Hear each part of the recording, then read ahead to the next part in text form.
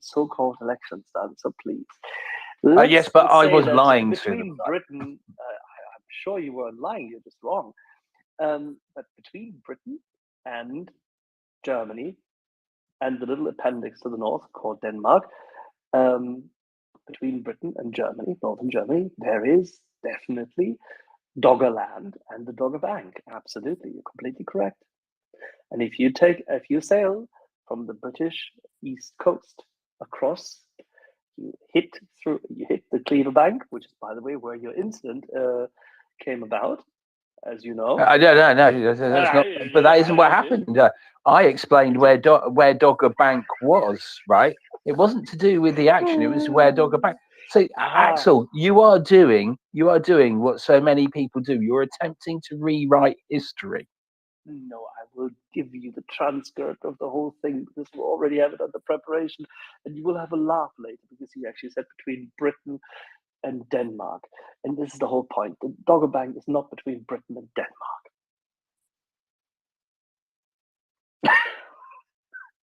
Of course, it is. I've drawn a line there. It's on the Admiralty charts. Hi, Verlaine. There's the line.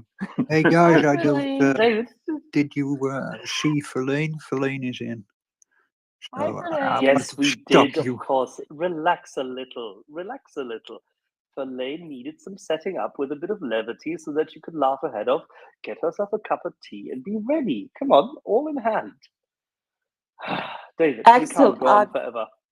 yeah, I'm here and I'm listening to all of this turmoil and trying to figure out what the fuck is going on. Oh, I'll tell you. I'll tell you, Verlaine. What it is Axel has tried to change what the history of something, and he's also tried to redraw maps to prove a point. He doesn't understand where Newcastle is or Hull is, and there we are. It's not a misunderstanding. It is. It is just Russian propaganda. That's what it was. Verlaine, it is what David is doing is Maskorovka. He's trying to say that everything is pertaining to Hull, whereas he said his argument was between that if you go from Britain across Dogger Bank, you end up in Denmark, and that's just not true. But the problem is that his Admiralty map, which is mine, by the way, which I sent him, actually proves this, but he doesn't want to see it. It doesn't matter, Verlaine. We're so glad to have you here. We're not going to relitigate what David and I had as a moment of levity last night, which was tremendously enjoyable. And whilst David was, of course, wrong. And Verlaine, what have you brought us? Well, I think we have already hinted a bit what was going to happen today, and I hope that those of you who are listening are ready for me coming and my friend coming as well, whose call sign is Chanash. I hope you have already followed him on Instagram, because we have also added his Instagram handle. He doesn't have Twitter account. We do have cups of tea, and once again, it's 10 p.m. in Ukraine. Guys just came back from the front line. So if you have any questions or if you'd like to listen to him, don't be in a rush. Be patient and just as eloquent as possible. Otherwise, it's going to be just me translating and he will just kill me for not giving him a word to say. So without further ado, Ochi, would you like to say something? Yeah, hello, my friends. Sorry for my English because I never learned English before, only on Duolingo. I hope you know what is a app, and I will try to explain all your question. Yeah, all your question, and have a great evening. I don't know. Yeah, it's going to be interesting because obviously you're going to have cognitive dissonance because we're going to be both speaking from my account. And but if you would like to see how he looks, just open my page. I think at this point he has monopolized my page. I have more photos of Ocha than I have myself. All right, we saw a photo. By the way, my name is Axel, and my colleague here is David, and you can see a few other people who are familiar and regular speakers. We've seen this wonderful image of evidently a young man standing there in camo with a helmet and a swarm of drones. Now, were these drones all essentially steered and controlled by one controller, or were these drones controlled by individual controllers? And how did this picture come to be? Is it just a Photoshop, or did you do it right? Yeah, of course, I am like godfather of all the drone in the world. But for example, I'm like як буде мах. The magician. Yeah, I'm like magician because I can use Photoshop. And for example, I have only one drone, and all of this drone is like magic. So, in your drone Photoshop, you obviously used a commercial drone. Yep, it's Photoshop, and it's like it's standard DJI, but of course I can't use only one RC, like one controller for using 1, 2, 3, 4, 5, 6, 7, 8 drones on this photo. Thank you very much. I know this. I know this, but I want to clarify it for the people. Axel, don't forget, his call sign is Oche Nash, which technically like Heavenly Father. If you go to the Indian religion, he's like Vishnu. He has too many hands. There you go then. Now, evidently, there is many different drones currently in use, and both Verlaine and I have seen a few. She has had them in her hands more often than not, and I know them a little bit. But can you tell us a little bit more about how you came to the drone topic yourself, and how to work with them? What made you actually engage drones in the first place? Okay. First, I don't have any chance because my commander told me that okay, it's drone. You will be like with the operator of drones, and it was surprise for me. Like, what the fuck? I never do it before. And like, what is this? What is a drone? What I must to do? How to control it? But after my commander tell me, okay, tomorrow we will go to mission, and I fuck. Okay, I must do it. I do it. Okay, I am best of the best, and it's been my start. And after I understand that this the best way for recon, and this the best way because if you can показати, show any information, I think information on the war map in real time, why no, and why people must go like walking to this place if I can fly, if I can show on the screen, like it's easy way. So you literally arrived at this as a rookie. You had no idea that you would actually be doing this ever. Yep, it's real life. He's an executor. Basically, he has so much experience in the recon that he can do whatever. You just force him to do that. I'm sorry, пробач, будь ласка, не це правда. Don't lie to us. Don't lie to us. Now, tell us a little bit more. So, how long did it take for you to get a handle on the drones? How long did it, I mean, until you felt proficient and felt capable that you know what you're doing with it?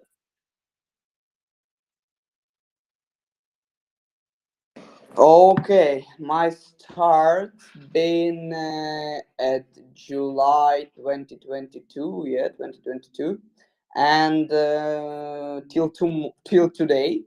And when I understand that I'm good pilot, I think it's been at Bakhmut, because we kill a lot of Russian pigs in real life in як буде пряма трансляція? Live stream. In live stream, yeah, and it's really funny because like my commander can sit on the table in the house, and he can see how many Russian pig I kill already. It's like a game, and of course have a lot of system for killing drones. And if you can save your drone, and if you can return your drone to your place, you really pilot. Reason how to understand you're good or you're shit. But how long did it take? 2, 3, 4 weeks?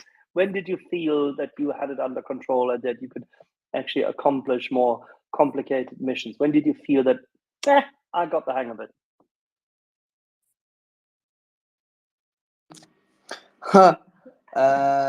I don't know how to explain it because every time when I go to the mission, I don't know, I can lose or I can't lose my drone because Russian have really a lot and really good EW. Чего? EW. EW. I don't know what is this, but Electronic warfare.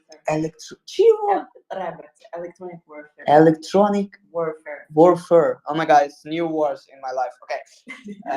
You have so many new words with me. Yeah. I think he's gonna throw me through the window. Because in Duolingo don't have this word. I'm better than Duolingo. Yeah, it's true. Okay. And of course, every day you have something new. You have a really new system.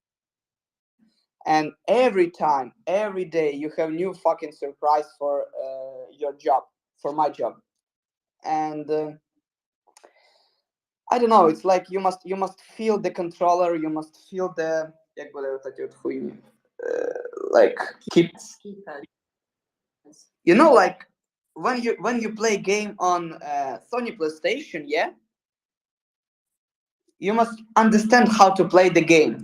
And in this situation, it's like the same. You must understand how to control the drone, how to try to fuck a Russian system, how to try to find somebody, because it's really not easy. Like, of course, if you fly on like free territory without war, you like try to make great video, like traveling video or something like this, it's easy. But you must find any tanks, any Russian pigs, or your enemy, and of course your enemy understands that you want to find их, блядь, them, and блядь, вони ховаються, як буде? They keep hiding.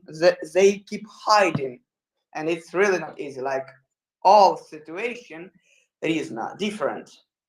Yeah, that's I have to commend him. Like I told you, it takes a lot of willpower and strength to switch to the mindset of speaking different language, especially on the front line, when you don't need to utilize it apart from just seeing it on the screen, because unfortunately not all the systems are localized.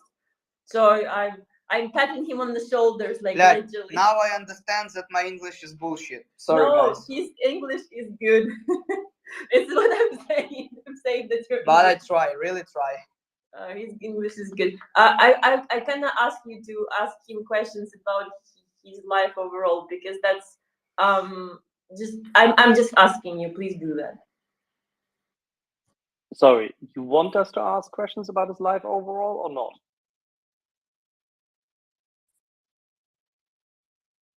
Say that again. Okay. Do you copy? Yeah. Good. Do you want us to ask questions about his private life and whether he prefers Xbox to some other console or not? Yes. Good. I'm not the guy to ask about the Xbox, but I can. I knew you would. Okay, I'll hand it to David. You can ask any question. Any question. It's no problem for me. Wonderful. So I do have a couple. Firstly, when you said they selected you, did your commander did he say to people, put your hand up, who's played PlayStation, who's played Xbox? Was there any selection process, or you were wandering past him one day, he went, hey you, I've got a job for you? No.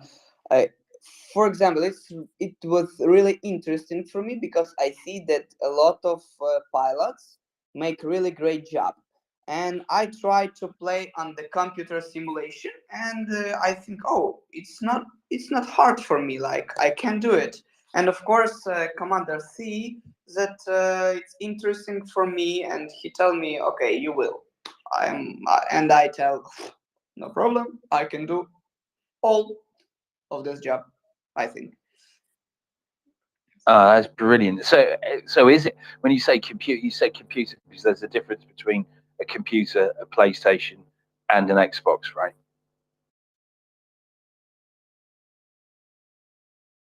So I don't know how to answer on your question because have a lot of simulation and simulators, and all of the simulators really different. And for example, simulators in it's really different than real life. In real life, it's more easy. Like it was surprise for me because when I tried to work with drone on simulators, and I think, oh, okay, it's easy, but it's not. I don't know how to explain. It's easy, but it's not easy. Sometimes I think that, oh my god, how I must do it. But when I try it in real life, I think, oh shit, not bad. Like I really can do it. And then, so I say I understand. I used to play Xbox quite a lot. I played PlayStation as well, and some of the flying things, especially helicopters, I really struggled with. But my neighbour who has a drone, he said, "Do you want to have a go?" And I thought, "Oh God, this is going to go." I went, "Oh no, it was really difficult. If only it was this easy in the game, it would have been much better." I assume they're looking to weed people out on your game. So, all right. So, can I ask you how many different simulators you've got, and are they games or are they other ones that simulators that are designed for what you're doing? Of course, no, because like a DJI company make the drone for wedding, for traveling, for I don't know sports, but not for killing Russian pigs. Of course, don't have any simulator that can prepare me for this. Like it's really another job. Yeah, yeah. If only there's a little thing that would just highlight every Russian that there was, instead of you actually having to use your eyes. Life would be so much easier, wouldn't it? Yeah, of course, it was easy for me, but I think it's not tolerant. You know, it's like in the world we'll see that it's Russophobia, and this is terrible. For example, this is beautiful, but oh no, we live in tolerance world. But you're in a space where we don't actually, in fact, believe in Russophobia at all, right? It's not phobia. Realism. Woohoo! I like this space. We have Russo hate, yeah. Yeah, no, there's no one here going to be going, "That's Russophobia." Everyone here is going, "Yeah, this is truth. This is survival, and this is what you need to do," right? Yeah, but no one here. The only thing you could hear from time to time here is the numbers of what you called um, I'm not going to repeat this, but the number of Kapsas being killed, we would probably say at some point in time this is number one. So, and that's it. Tell us a little bit more about the missions you tend to run at the moment. Is it what has changed from last year when you look at how drones are being employed?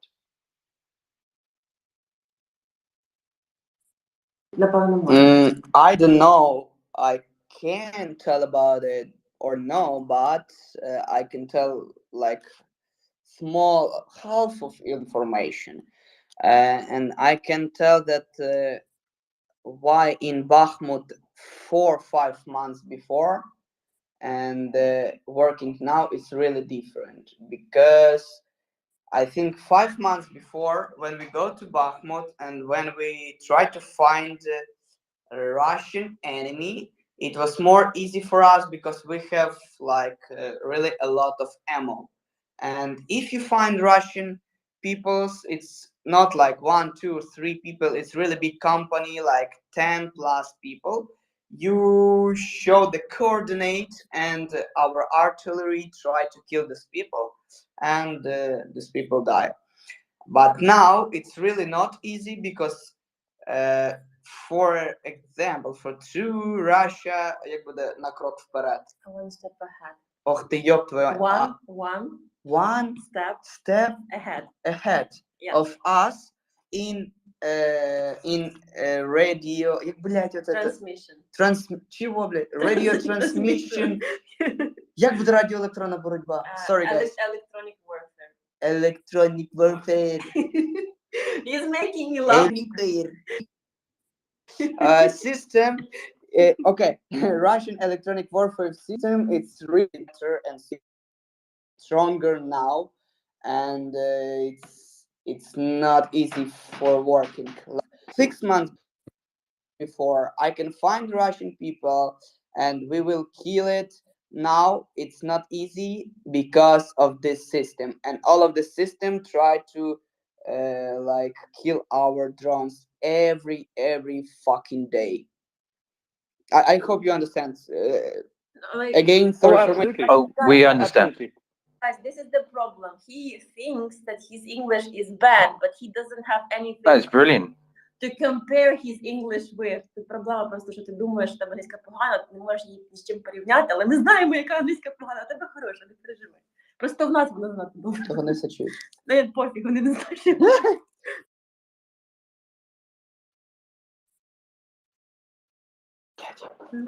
Sorry, guys, we had a little bit of discussion. Yeah, like what I'm saying is I'm pretty sure the majority of you have read the thread about Ocha's adventures before. You have to understand that this glorious warrior got back to Ukraine from Cambodia, from fucking Cambodia, to fight Russians.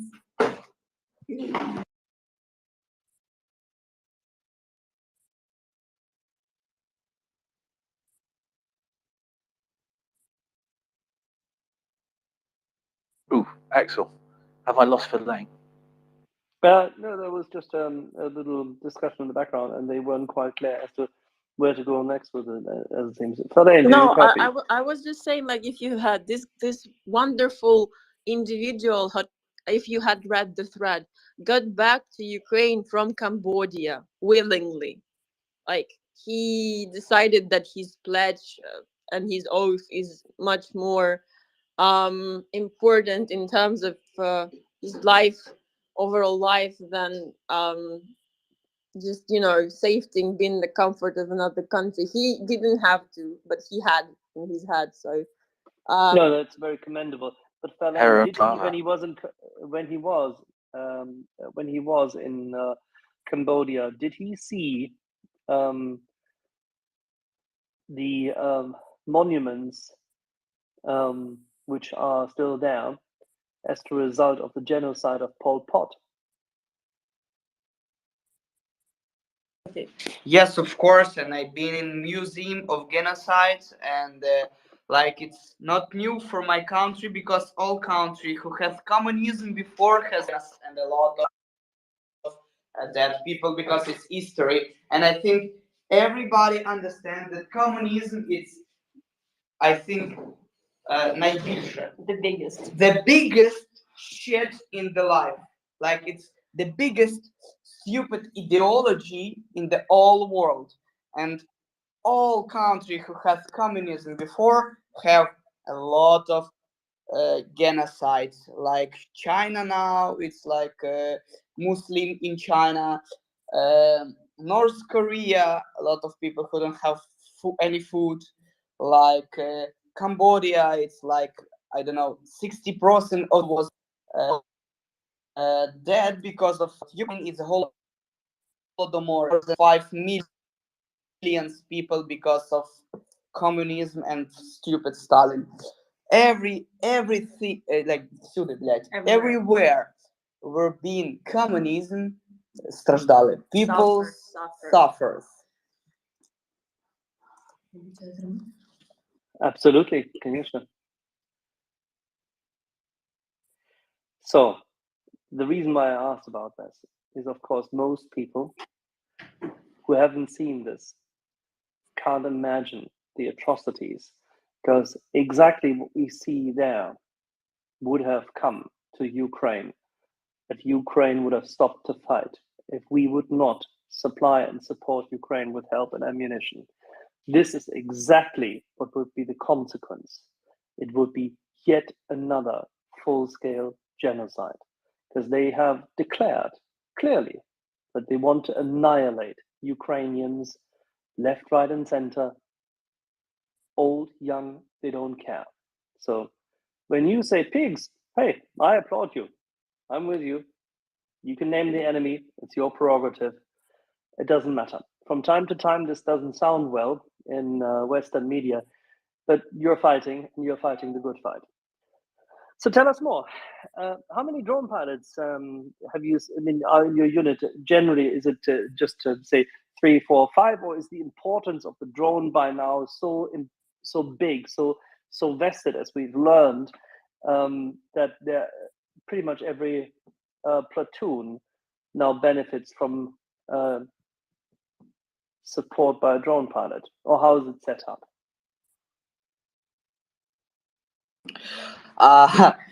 Only in my dream, because, for example, in my brigade have not a lot of like drone pilots, because first you must working with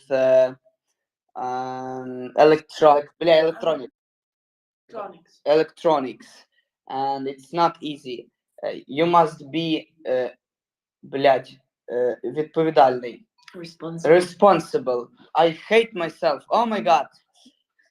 You must be responsible, and you must every time show result. Like when you infantry, when you infantry, you have like hard job, but understanding job. You must kill the Russian, and kapat, and addict the ground because you want to live. But when you drone pilots, you must show the place. When you can fly, you must prepare all electricity. You must prepare all drones. You must prepare all for your job, and you must make your job. And after you must Get the fuck out of there. Get the fuck up. Get the fuck out of there. Out there. Sibacha, as in shove off. Okay, I get it. So now having no. So okay. So, Axel, are you having fun? I'm having I so love much it. fun. I with you. absolutely love it. Keep going. You have no idea, Ochinas. I get this here every single day at the house, so I get it. So, having said this, now, how many drones have you lost, and what kind of drones have you upgraded from? I mean, how is it going at the moment with the tech? How often do you have to replace them?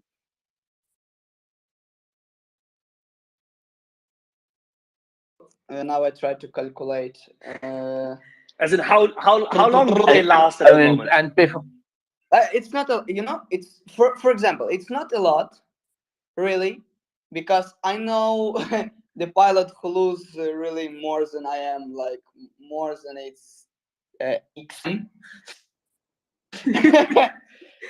times. Yeah, in 10 times. But I think it's around 7. It's around 7 for 9 months. It's That's really very good. Result. It's good result. That's That's why he's a drone master. Like. So I also have a question for you, right? Because we know all soldiers are very, very competitive, right? We're competitive about everything, right? So who's winning the competition for the least drones lost? Is that you? I think if I calculate every munition and every loss of drone, it can be I think. Yeah, it's a comparison, like the ratio between the missions and the lost drones. I think he is the champion, right? So do you get little bits of broken drone and leave them under people's underneath someone's pillow or in their kit when they've broken one and gone, here you are, that's another drone you're responsible for?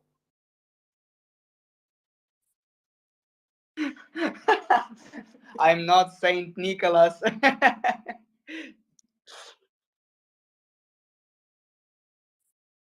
No. Look, because I just know what if it was me, what I would be doing. I would be reminding everyone that I was the king drone man, right? And every time they broke one, I would leave them a little piece of the drone they'd broken, if I could. Oh, it's great idea. Я візьму це за увагу, як це буде. I will take this into account. Чого, I блядь? will. Okay, I will take it take it into into account. account. Okay, we're having English lesson here as well. I'm having no Oh, that's math. brilliant. Duolingo, goodbye. Vika, hello. Don't worry. As long as you have Vika right next to you, this will continue all the time. It's like ping pong, just with significantly more speed. Now,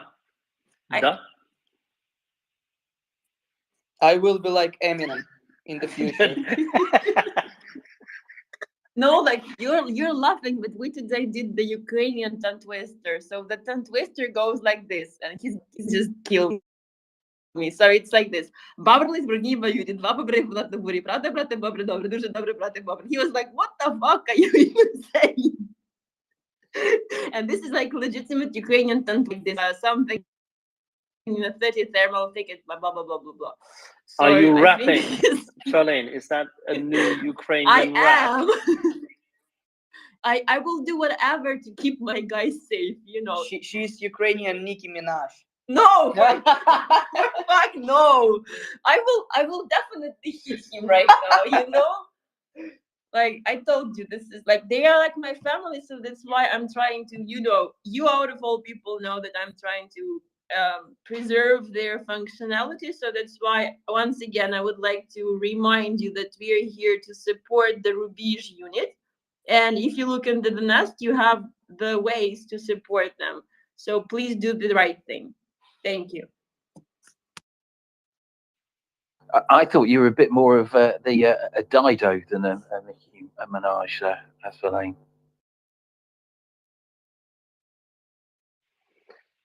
Dido.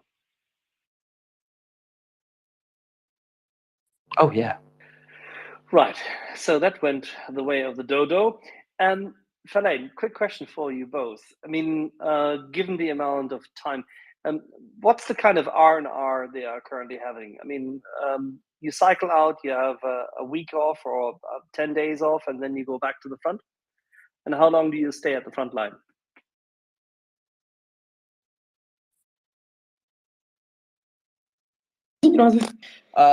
Okay, been on front line 4 months, and now we are really lucky because we go to a training school. It's like new level. It's FPV drones. It's really another school. It's really another system. And it's really hard for me, but very interesting. And it's not like day off. It's like a training center. Every day from 10 till 4, I must learn something new and working with new drums. But for example, it's really better than being on front line, because after this I can go to any bar, drink beer, and ask with amazing girls. Because when you live on front line 4 or 5 months and you see only guys and you see only, sorry for this information, dicks, you feel yourself really crazy. Like, sorry for my don't worry. This is not a restricted PG-13 program, so don't worry about it. And other than that, I think David and I do quite understand what you mean. We would have called this a pod call or a base call. Well, that's not what we would have called it, but I know exactly the problem, right? You go, I've just spent a lot of time looking at really ugly blokes. Any change from that is a brilliant thing. Guys, thank you for your support and understanding. It's really important for me. So Kyiv is nice for you. Say it again, because we were just laughing so hard. I just shot a Kiev is nice for him. He's Of enjoying course. Kiev. Yeah, of course. Kiev, it's really beautiful city, but have one problem. It's like a psychological problem, because when you live on front line, like for all this year, I've been in Kiev only 1.5 months. And of course, when you every day on front line and every day you think you can dead or you can die or no, when you come back to Kiev, you see a lot of like happy peoples and peoples who it's look for me look like these people forget about war. It's really not easy come back, and it's like I don't know how to explain. Of course, it's not PTRS, but it's like you feel yourself in another plate. Yeah, in another world, right? You've Yeah, come yeah, back yeah. and everyone's behaving. You're going, why is it you're behaving like this? Don't you understand? And there's a reason. Whilst they want to understand, they don't. They've not experienced it, and therefore they can't really understand. Some of us can. Yeah, sure, but and I must understand it's only my сприйняття. Perception, like And it's not. And what I was trying to say is that your perception isn't unusual, right? Many soldiers will go through exactly the same, think the same thing. It's our perception. It's our problem, right? and of course in my dream I hope that country will soldiers after war, because after will be a lot of job about psychology, healthy, mental healthy of the world. Just losing you a little bit there, Philae. What exactly are you doing there with the microphone? Future. I don't know. I think there's like a Twitter box. Can you hear us now? Loud and clear. We can. You can or you can't? Lima Charlie. Okay, give me a second.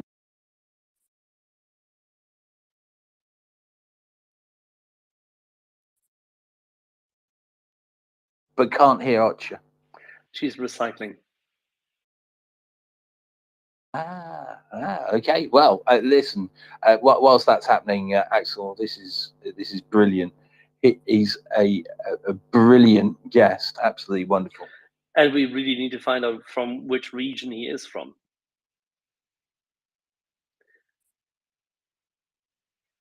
Yeah. So we haven't asked that question. Maybe this should be part of the list of questions we have. Right? Exactly where are you from? And then the psychologists here could start mapping people. No, it was more of the fact is whether he prefers Kiev to Odessa, but it's a different question.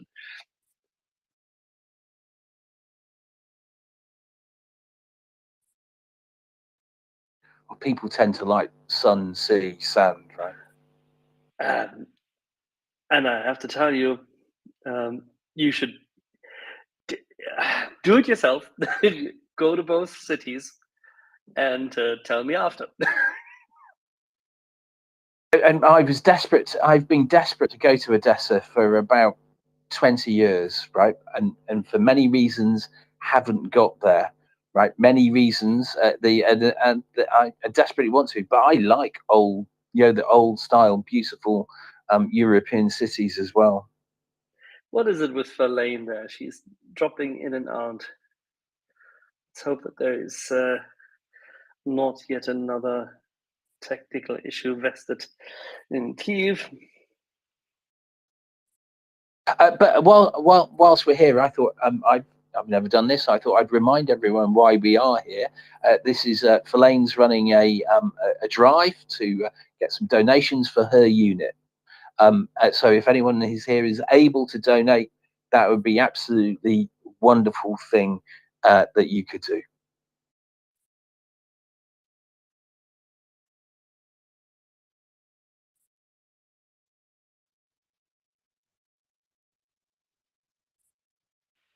All right, carry on with Carrie, and I will try to get Falain back up. Feline, there she is. She's back again. Guys, do you mind if he continues because he was Please do. Elon Musk, what the fuck with Twitter? Okay, I hope that in future our country will working with warriors, because all warriors who come back to like civil life will have a problem, and now have a problem with mental life, and it's like will be really big problem. I know the same situation in USA, that a lot of warriors who come back after Iran, Afghanistan, try to kill himself, himself, yeah, and try to suicide. And of course, it will be a big problem, because we have a lot of dead people, we have a lot of dead friends, we have a lot of uh, like, I don't know, terrible situation. We see a lot of terrible situation, and I hope after this war will be really great programs of support of warriors. Because, for example, when we come back from frontline, only warriors can understand. Million people sometimes look on us like we are crazy, but we are not crazy. We are with problem. Russia is our problem. Guys, can you hear us? We can. We're listening. I'm enraptured listening. We were because trying to find out, Falain, we were trying to find out whether he prefers to have a port call in Odessa or in Kiev.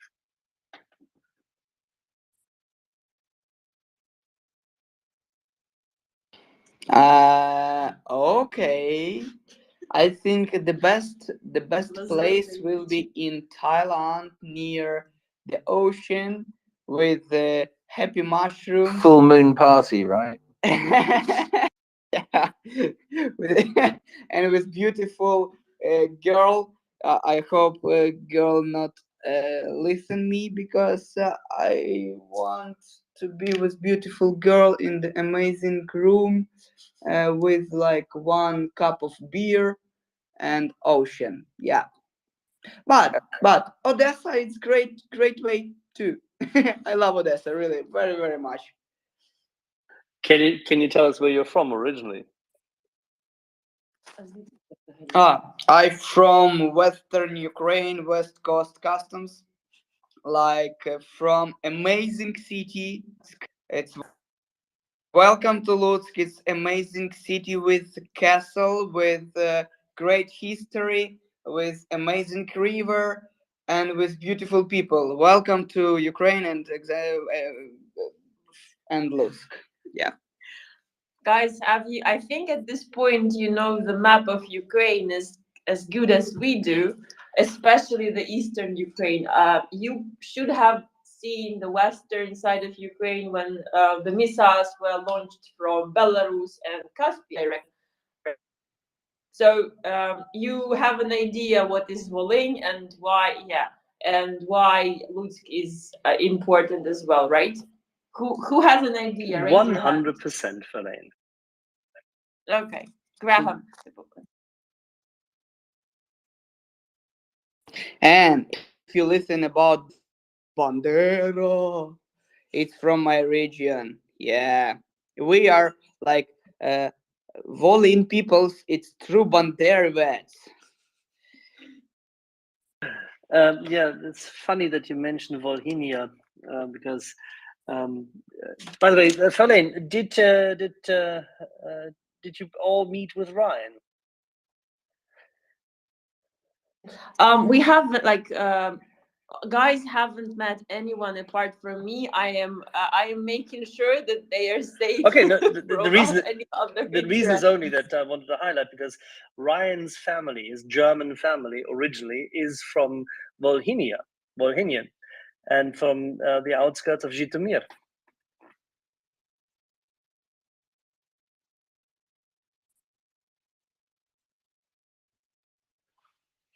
Where the stubborn, hard-working people live.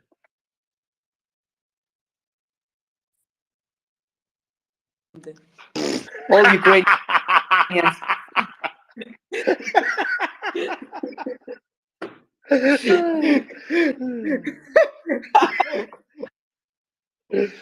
we need to drink a lot more. Axel, we are just drinking tea. I don't know what you have imagined, but I have made like a huge balls of tea, and I'm really making sure that the guys are being like taken care of. So not on my watch, you know. After the war. After the war, yes. Of course. Like he's this funny even without drinking anything. Just don't get me wrong. For example, I understand that if I not will joke in any situation, doesn't matter. Like I try to joke every time, every day, every second, because if I not will joke, I will feel myself like crazy. Because joke is the best way if you want to support and save your mental health.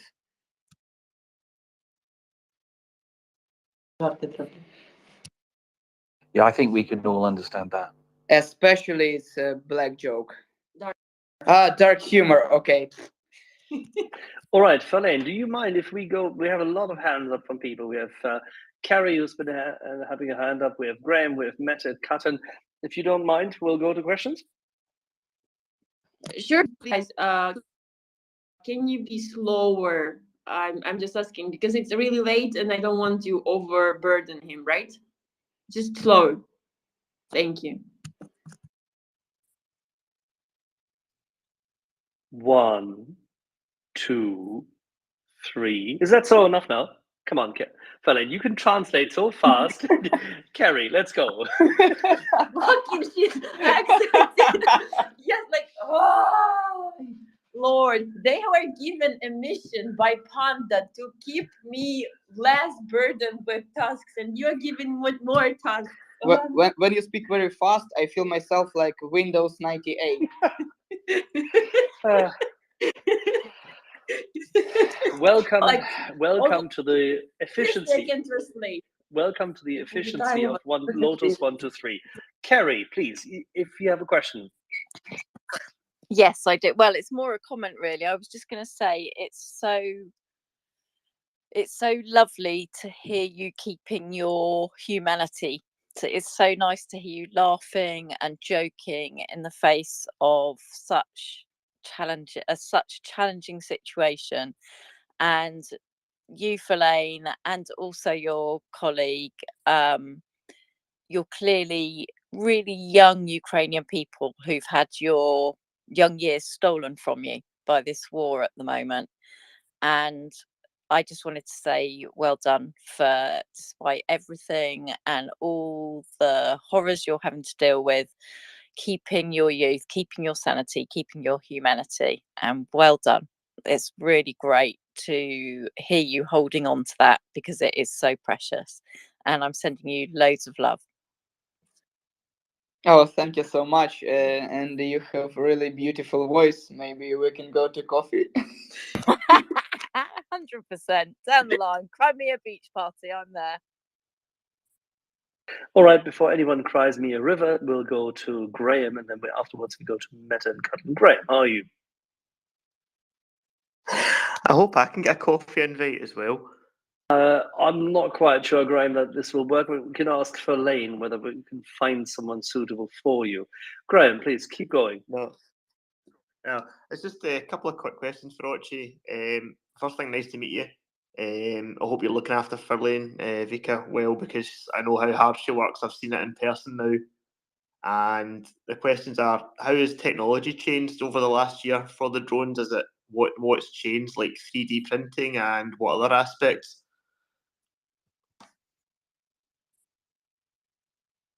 Oh, a lot of, because now we try to use new controllers. We try to use як буде антенна, блядь? Antennas. Like antennas for better signal. We try to use any system that we try to make in як буде, ну знаєш, таких хуйових місцях придумуємо хуйові речі, які мають працювати.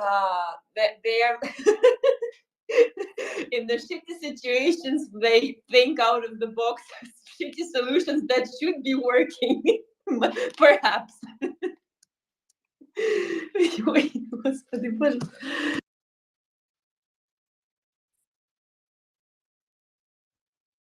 Yeah, it makes sense. Improvise, adapt, overcome.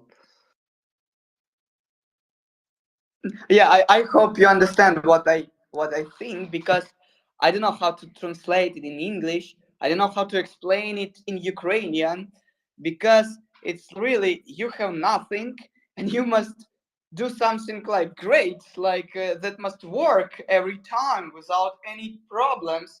And of course we try to, and for example, when we use DJI drones, we already fucked the system, because these drones not for soldiers, not for army.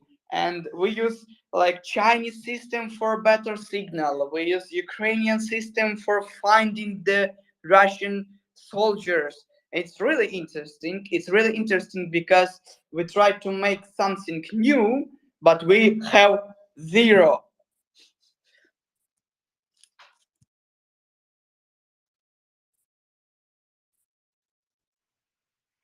Excellent. Final quick question. How did you get your name, your call sign? Is it a good story or not good story? Okay, it's like in Ukraine, it's praying, like all people who go to church every day tell Otche nash. It's like, oh my God. And you can use my like nickname, like, oh my God, what the fuck, or oh my God, you're amazing, or oh my God, what are you doing here, or any situation. It will be about me, because my life it's a lot of funny, stupid, and interesting situation.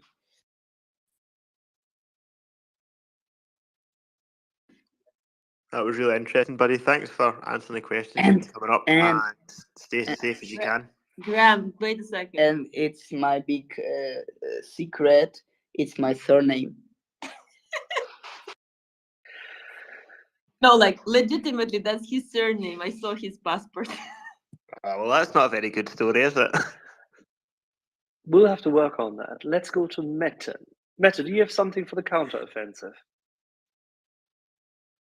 No, I'm like, oh my God, let's have a date in Crimea when the when you won the war. No, seriously, thank you.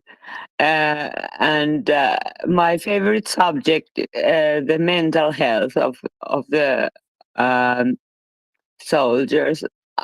Now that I have my oh my God there talking, would it be of any help, do you think, if there was someone like a call, like a where you can call and talk to someone and someone therapist or something, you know, when you are in Bakhmut and in the deepest dark, and I I don't know what do you think would help to keep you dancing? That's what I love, the dancing soldiers and your spirit and everything about you.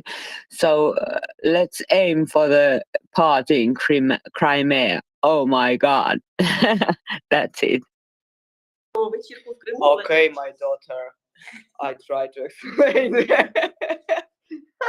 Okay, for example, I think that this way will working when you come back to civilian life, because when you're on front line, you don't think about your mental life, because you think how to live and how to war, like how to kill people, and it's really all like you don't have time for it sometimes, and of course you not think about your mental life.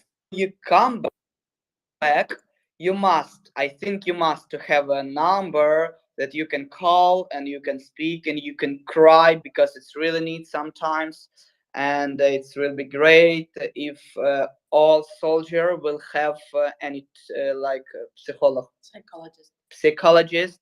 But a lot of soldiers and a lot of men think that I am a man, I am not cry, like doesn't matter all about this shit, I will drunk every day and it will be better than any psychologist. Psychologist. Psychologist. No, it's psychologist. Psychologist. Just. Just Yes. psychologist. Psychologist. Oh my god, it's not easy.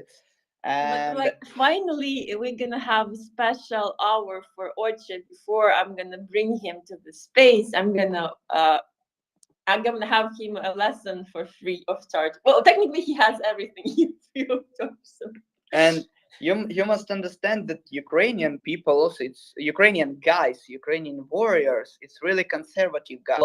A lot of Ukrainian warriors, and a lot of Ukrainian warriors shy to go to any doctors. It doesn't matter, it's mental life or another life.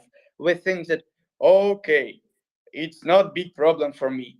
Like you don't have head, okay, it's not big problem for me. I have another. Like it's I don't know how to explain, but we think like this. We never go to doctors and or тим більше.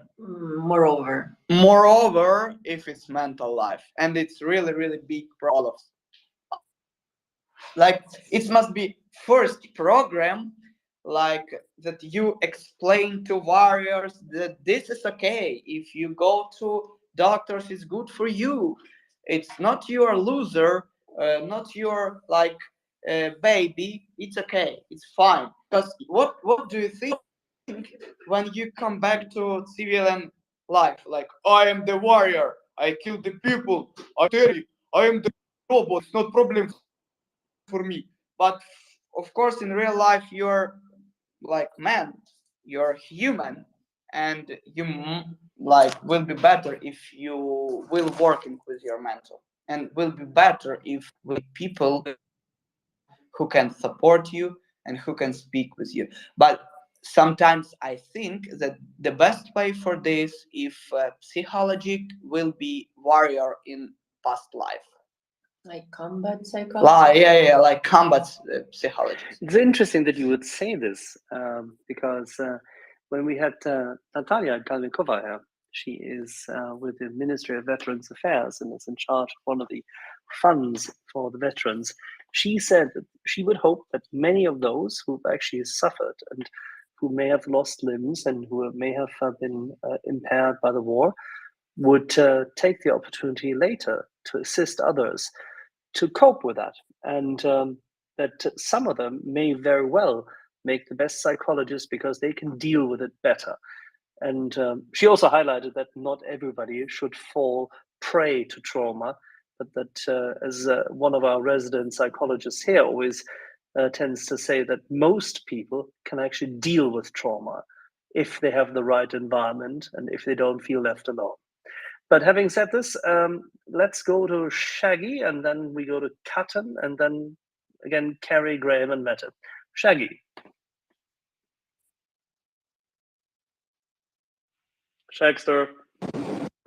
Thanks. Yeah, I was just pulling over. Pulling the engine out.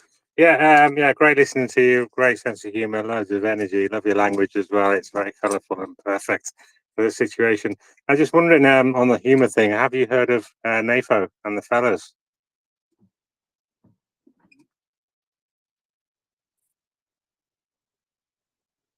I got my mic on. Guys, he has been on the front line for such a long time that he has. I need to educate him on NAFO. Ти колись чув про НАФО? Типу я щоб не бачила тих, ні? Собачок? Да. No, guys, he has like you should have seen his he's gonna Google it right now. All right, Elaine. Once he gets I will educate him.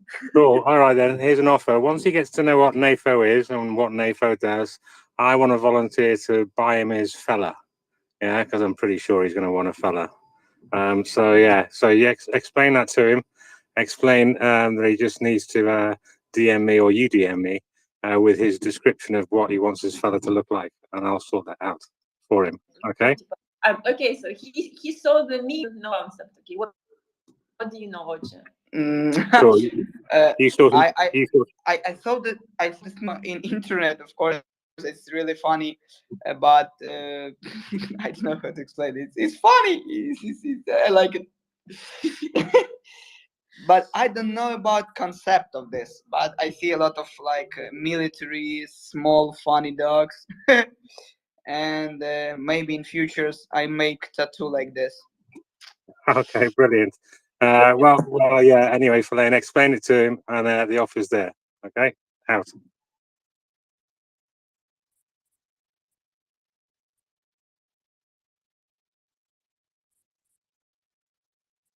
Alrighty. I've forgotten the order. That's easy. You go to Cutton, then you go to Kerry, then you Graham and Meta. Hello, guys. I just want to say that Duolingo is a really great tool. I'm currently trying to learn Ukraine. It's really interesting. But then to my first question, if you can select your top 3 things which would make it better for you on the front, which will these be?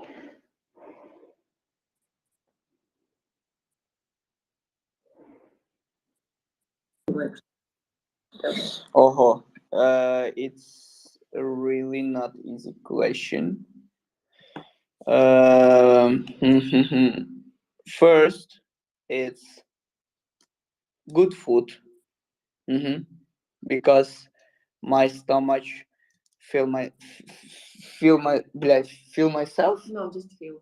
Just feel, yeah. My stomach feel not good because we eat not great food, and sometimes we eat як буде типа цей блядь, сухпай.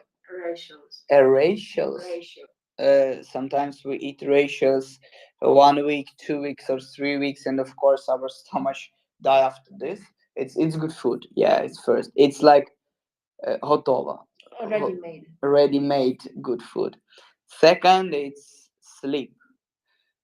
It's really important in our job, and only in my dream, of course. But if we have weapons, yeah, F-16. Yeah, we need a lot of F-16, a lot of HIMARS, million ammo, please. Macron, and please not speak with fucking Chinese leader. Would you mind repeating this?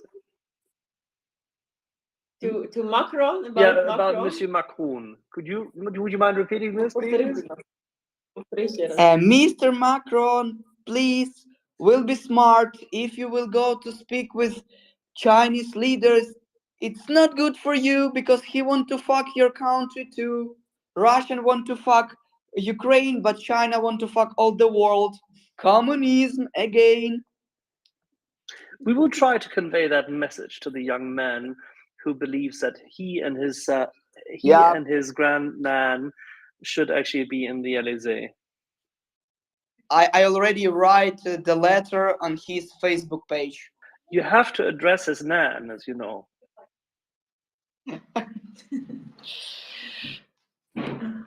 Right. Shall we move on forward? We have lots more people. Kerry, please.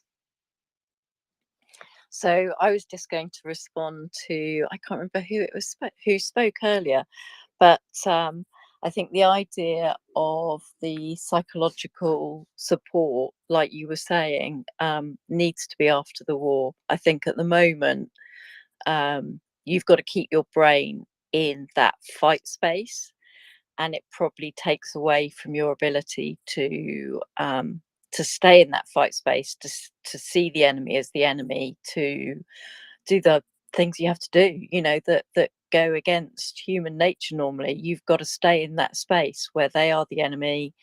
You can kill because you have to, And I would say, you know, wait till afterwards. You've got Fellaini, you've got your colleagues. Keep yourself in that frame of mind where it's very positive, very forceful, and give yourself that time after the war's over, because right now you've got to be in the zone. That was just my little bit of personal advice from my own life experience. All right. Thank you so much for your support. It's really important for me, and I want to explain one my credo, jak bude? Motto. One my motto. I read it in one book, in historical book about Ukrainian history. It's been 100 years before, about Холодний Яр. If you want, you can try to ask in the Google, in Wikipedia. It's really interesting, because 100 years before we have the same war with Russian, but 100 years before we lose already. And one guy write big book, Холодний Яр, and he write that on our flag have only freedom Ukraine or die. And I never stop to support my country. And doesn't matter about my mental healthy. I understand that my family must be safe and my friends must be safe and Wicca must be safe too. And of course, I will come back to front line every time if I need. Like I start my war in 2014. I've been 18 years boy, and till today. Of course, I'm lucky because I travel around the world from 2019 till 2022. But really, thank you for your support. It's really important. All right. That's Shall we go to Whiskey Tango Foxtrot? Just because we haven't had enough swearing going on. Thanks, Axel. Hey, I just joined the space. I was actually locked out of my phone for the last hour, but I didn't catch the beginning of this conversation. But just wanted to let Farrellyn know I sent you a DM last night regarding drones, and I attached a photo. If you get a chance, if you could take a look at that and maybe privately let me know what your thoughts are, if that's something that can be useful. Thank you. Yeah, thank you. I'm sorry. I was just being a little bit busy these days. There's just too much data coming, and the guys are here, and I try to be with them for as much as possible. So I have a lot of tasks, so I didn't check DMs properly. I'm sorry. I will have it done a little bit later. Thank you. So we do have a message from someone who can't get on. So I've got a question as well. Is Ocha, can you tell us the most interesting thing you've done with drones on the front line? Have a lot of funny story, but I think the best day in my life is when we kill around 30 Russian soldier only through 3 hours. It was really great. Like it's amazing result in my life. If I will go to any job in my CV. Yeah, in my CV will be this information. Like, I kill more than 30 Russian pig only through 2-3 hours. Yeah. Personal best. Yeah, personal best. And been a lot of story when Russian soldier tried to kill us with, you know, who is drone pilots. It's only 2-3 people. Like it's not a lot of people. And I've been under tank attack. I've been under minimets, mortar attacks, under artillery attacks, under grad. It's like, I don't know. MLRS. Yeah, MLRS attacks. It's all only for 3 fucking peoples, not like for army. And it was great situation. Like not great, not funny. It's dangerous, but every time I try to laugh, like Russian soldier, you're bullshit. You can kill 3 people. Well, we should That's always wonderful. remember. By the way, David, I'm sorry, but we should always remember that those who are being destroyed and annihilated there by means of your actions have come into Ukraine to kill and annihilate Ukrainians, to take your country. There should be no mercy with them unless they leave by themselves. Or surrender. What do you think? Of course. For example, we know about Geneva Convention. Yeah, and we use it. Of course.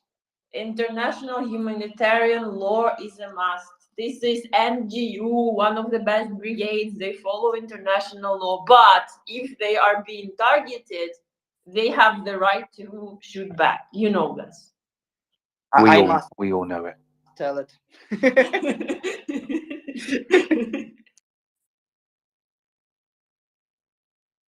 David.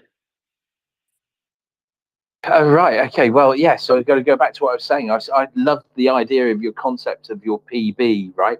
So that's the other thing you say to the other drone pilots is what was your PB? Just remind everyone, right? So you've just done the 10-second 100 meters, haven't you? Sorry, I didn't catch it because we were cracking here. Yeah, I know. I mean, I love the concept of the idea of what his PB is, right? And what he should be saying is to the other drone pilots is, "What's your PB?" Because Archie's just done he's done the version of doing a 10-second or a sub 10-second 100 meters, right? Yeah, it's great if I can use it, but have one situation that I want to explain, that a lot of people who support Ukraine after the war don't know what can to do in civilian war. For example, when I звільнився,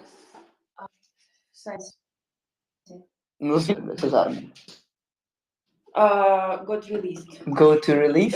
When I go to from my in 2019, and I really don't know what I must do in civilian life, what I can to do, where I can find good job, because I think everybody knows that in army you never will have good, and it's really not easy to job good salary after the war. And yeah, in the dream I can use this information in my CV, but in real life can't. And it's really not easy to job. And if you will have good job for the people writing CVs that these people kill Russian soldier, please give him the job.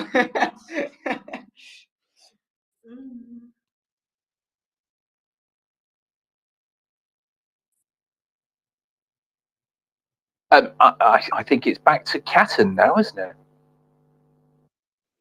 Hello. I'm just interested because there's in Sweden there's a lot of discussions about like who should join the army. So I just want to know, what did you do before you joined the army? If you mean it's 2014, before I've been teach choreography. Yeah, for education.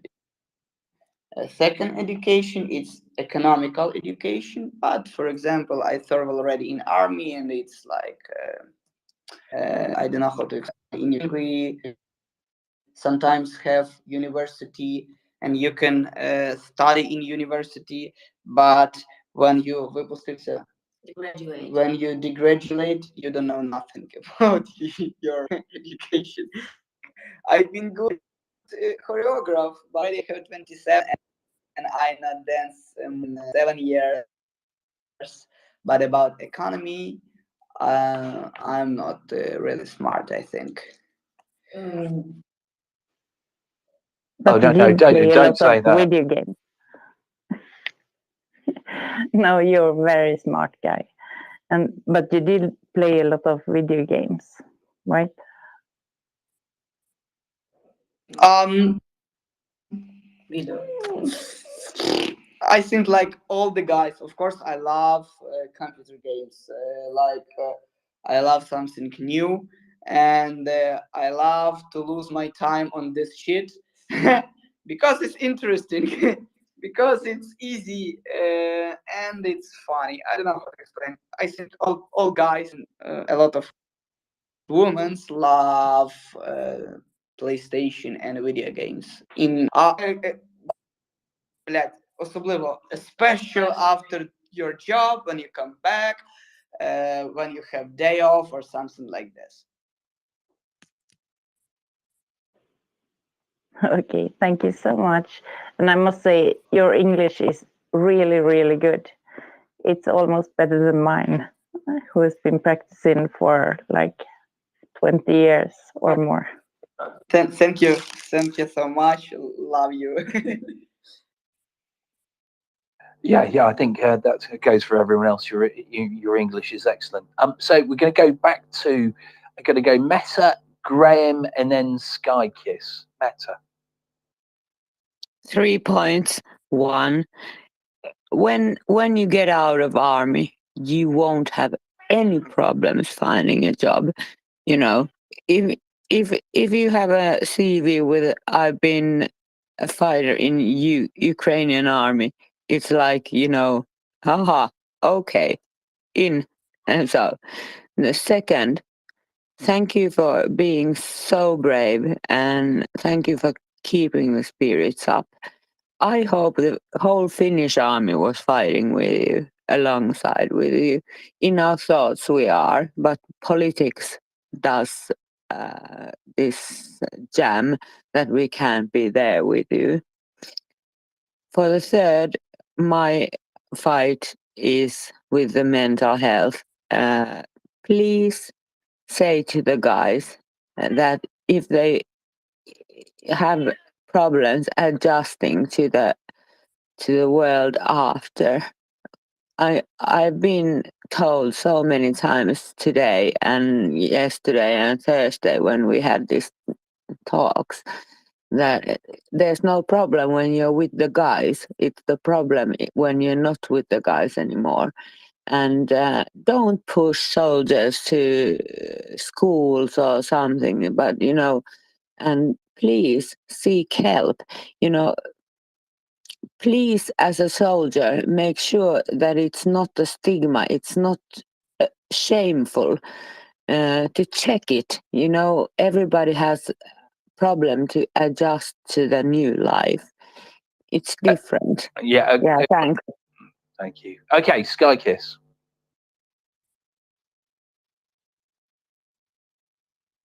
I think it was Graham before me. Oh, well done. Thank you very much, Graham. Hi. No, it's just to kind of round back the mental health thing without taking it too off topic. So I, a long time ago, was an army reservist, a medic, but that's not really the point. I worked in intensive care through the first two major waves of COVID in the UK. And part of that, I went through a kind of mental health training course to keep an eye on my colleagues and stuff. And one of the things we're always told in that, and it's a bit like soldiers coming back from war, is that while you're actually at war, you're okay. But it's when the war's actually over, when the war's won, is when the problems start to develop. Because, people almost like want the next war. It's a strange psychological thing, and I'm not the best person to talk about it, but it's almost like when you have war, that's easy enough to focus on, but when there's no war, it messes with your head a lot more. And I just hope the guys get good support, and it's something I'd be quite keen to kind of help with if it was a possible thing to do, because I know how bad it is for guys and particularly soldiers to talk about problems. It's all very much I'm okay, but the male suicide rate is obviously a lot higher than female suicide rate because guys don't talk, and I'm very kind of passionate about people coming out and talking about it because it makes a difference. It really does. And I mean, I've had bad days as well, and I've had to phone up my mate and say, can you just come over? And that's what I hope Ukraine is like when the war's won.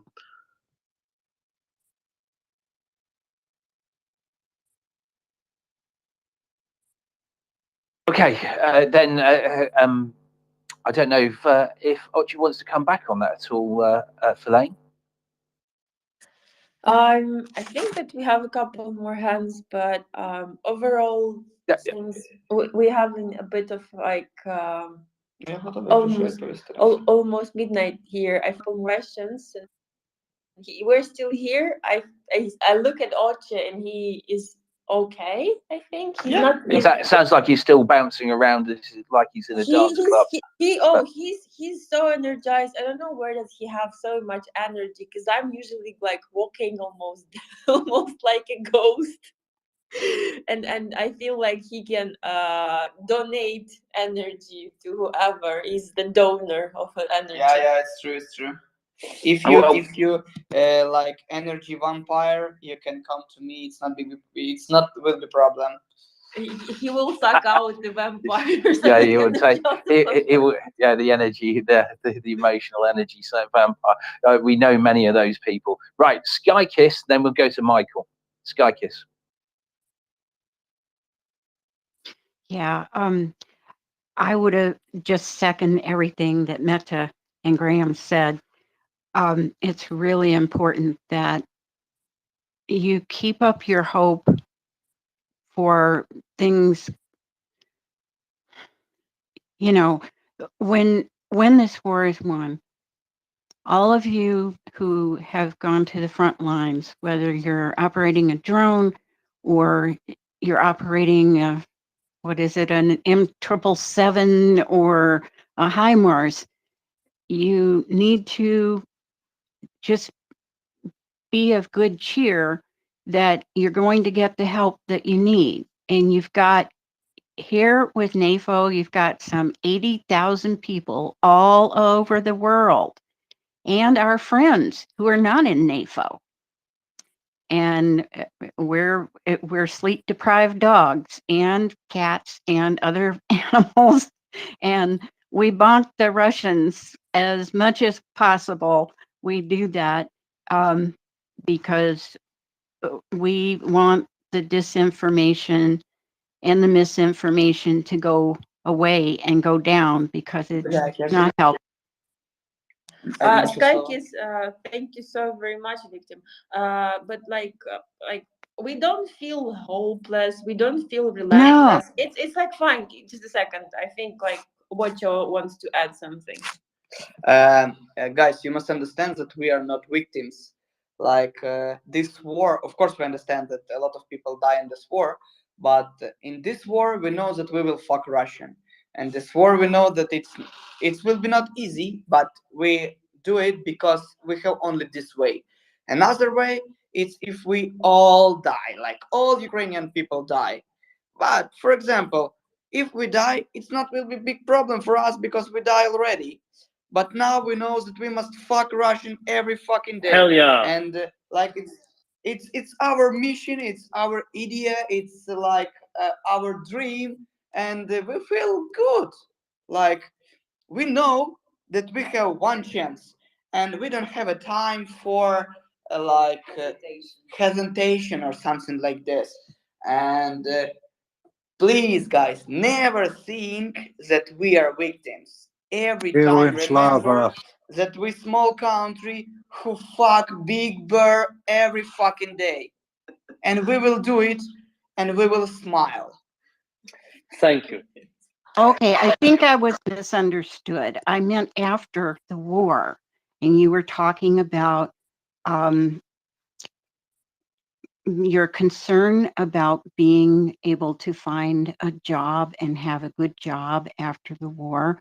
And I do not think you will have any problems, because first of all, your country will have so many good programs in place for all of the veterans. And we are working outside here around the world to support those efforts getting in place now.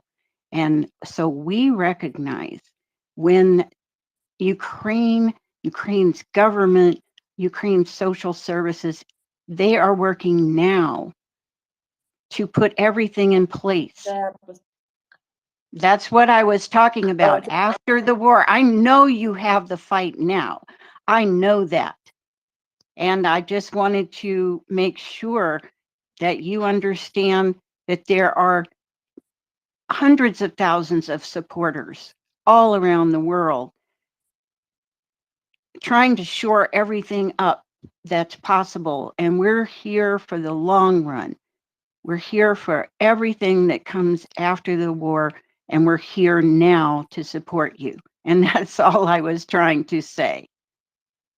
Thank you, Skykis. This is like yes, it's important, and we are extremely gracious and grateful for these words. They mean a lot. It's just I want to elaborate for us, for me and Oche. Obviously, there is only today. Tomorrow is like it exists, but it's like in theory. So we are focused on doing things now, and when we think about what might happen after the war, it's more like an idea. It's not set and done. It's going to be set and done when we're victorious.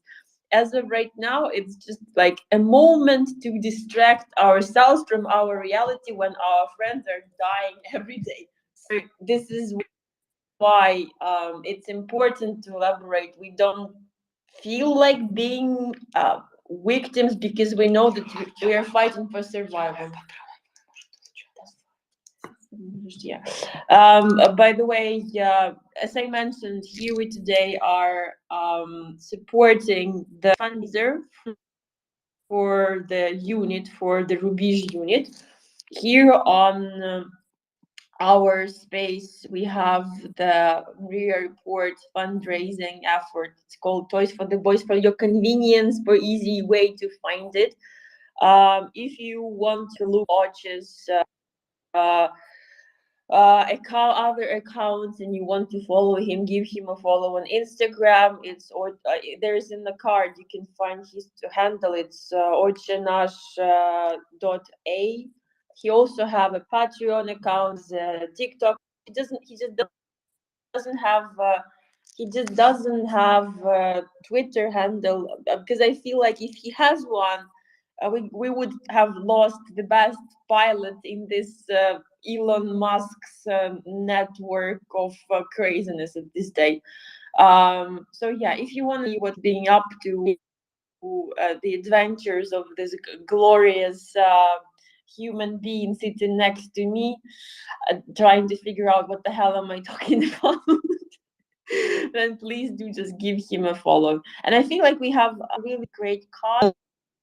I've been trying to promote it since I think like 15th of April.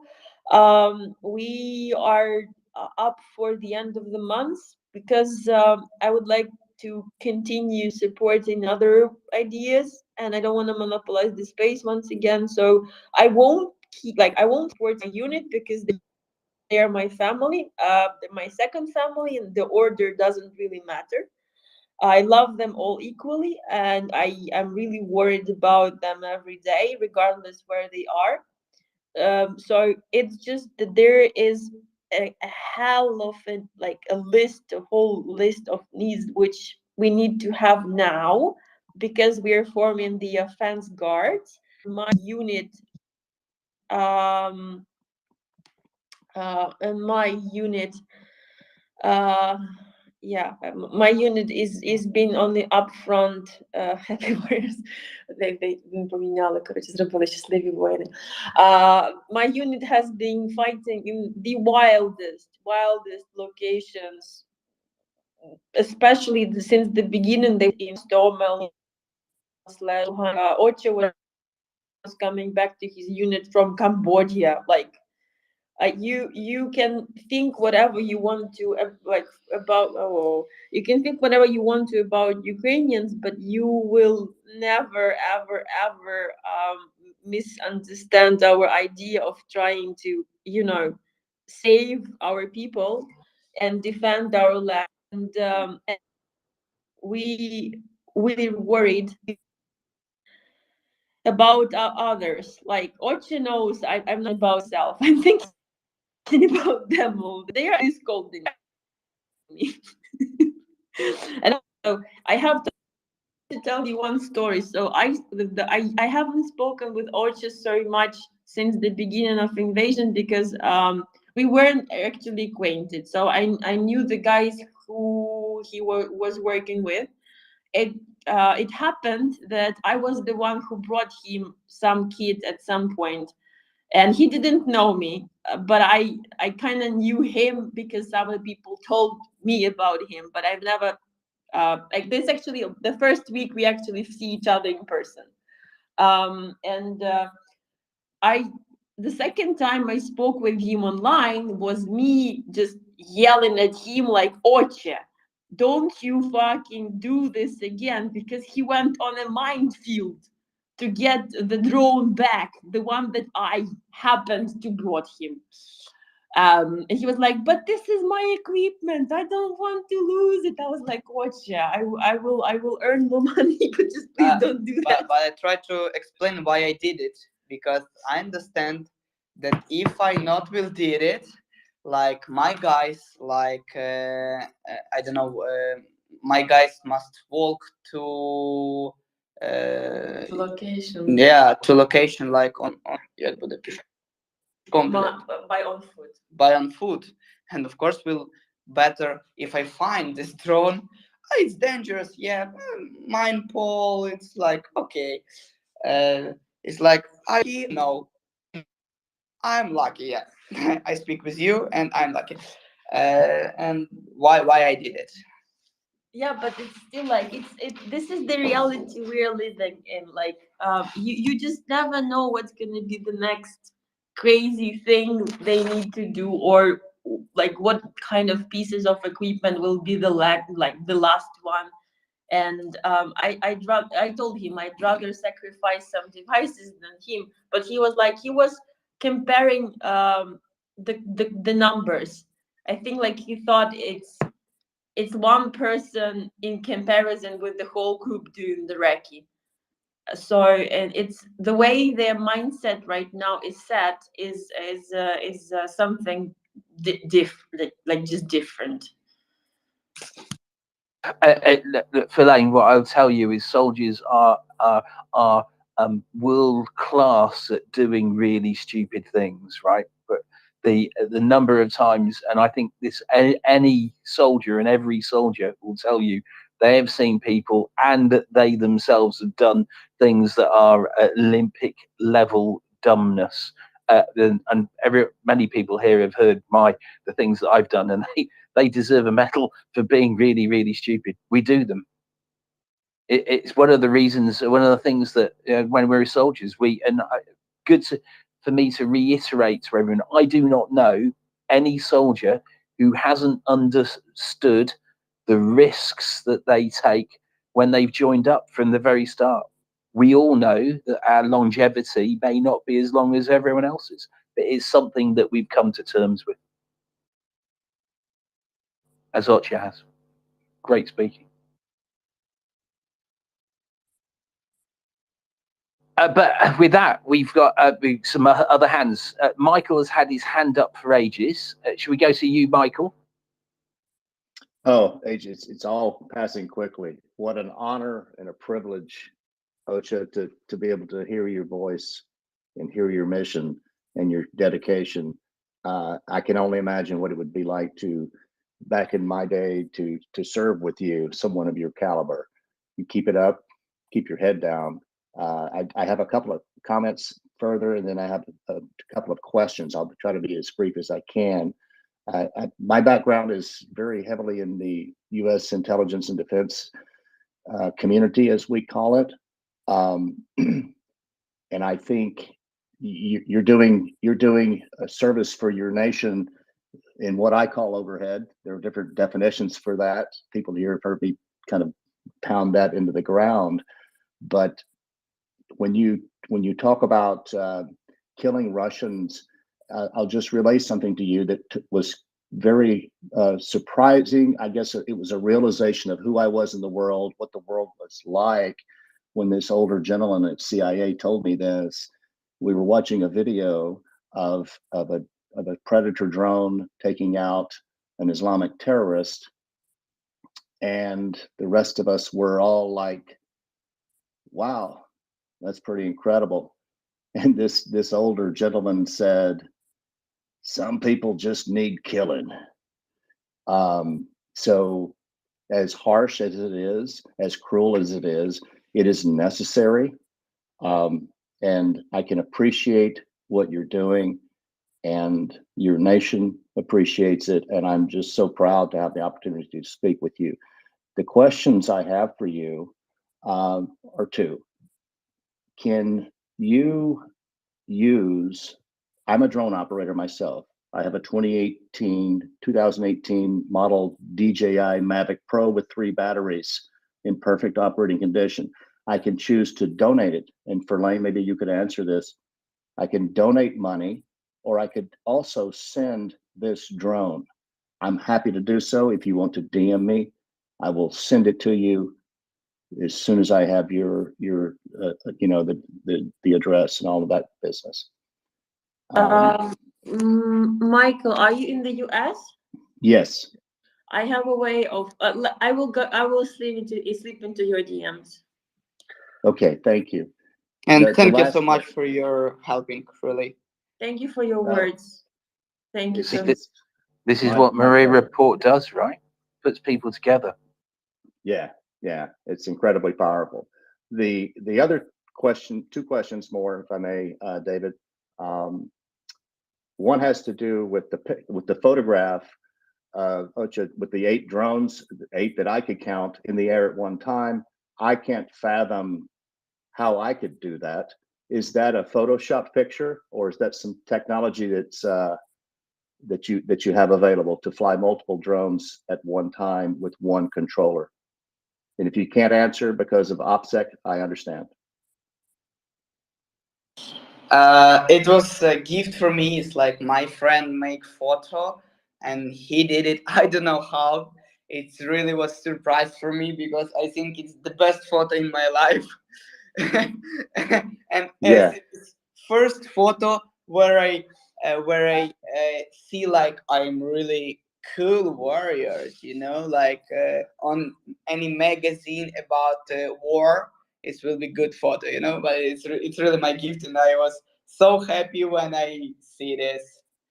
I was really amazed because I saw this photo and then I saw it on Saint Javelin's account, and then Zelensky posted this. So I'm sitting next to like national celebrity. Yeah, but this is Michael. You wouldn't believe we started our segment here tonight with exactly that, and we had a good laugh about it because this is exactly what we want, of course. And Michael, I think you know what I'm leading at. In the not so distant future, you will be able to control drone swarms easily from a proper, sensible controller.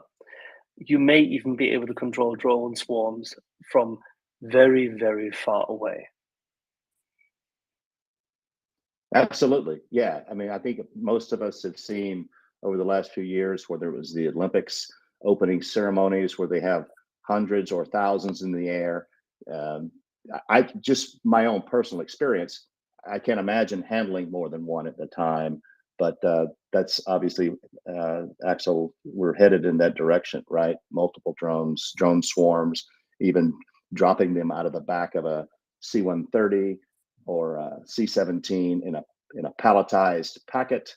They disperse, and someone is controlling them, by non-line of sight, probably overhead, with a satellite link, and they're all having sensors and weapons technology on board, and the effects would obviously be devastating to whoever is being targeted. But I agree with you 100%.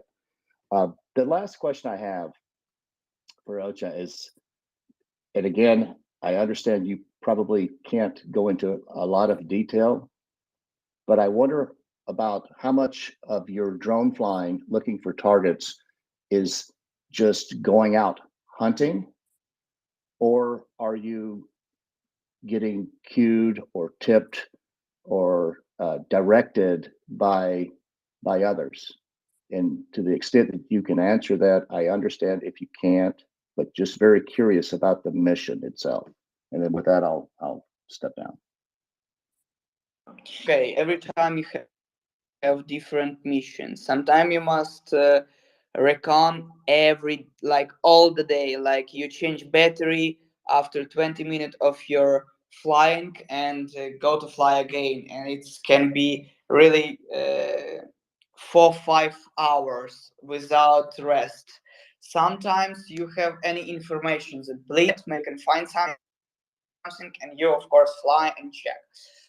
Sometimes you must do coordination with artillery, because you find somebody, you find Russian soldier, you write coordinate of this place, and of course artillery try to destroy it, and you show where ammo, якби the снаряд попал, типа.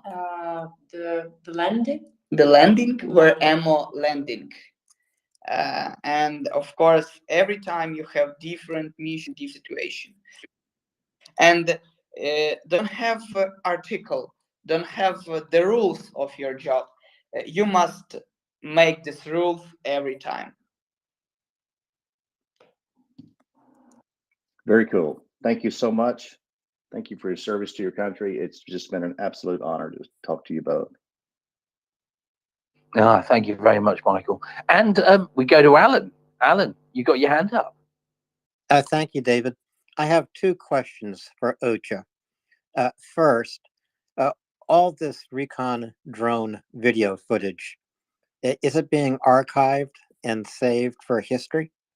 And second, if I were a brand new drone operator in Ukraine on the battlefield, what would you tell me? What would the best advice be that you could give me? I have one mind about it.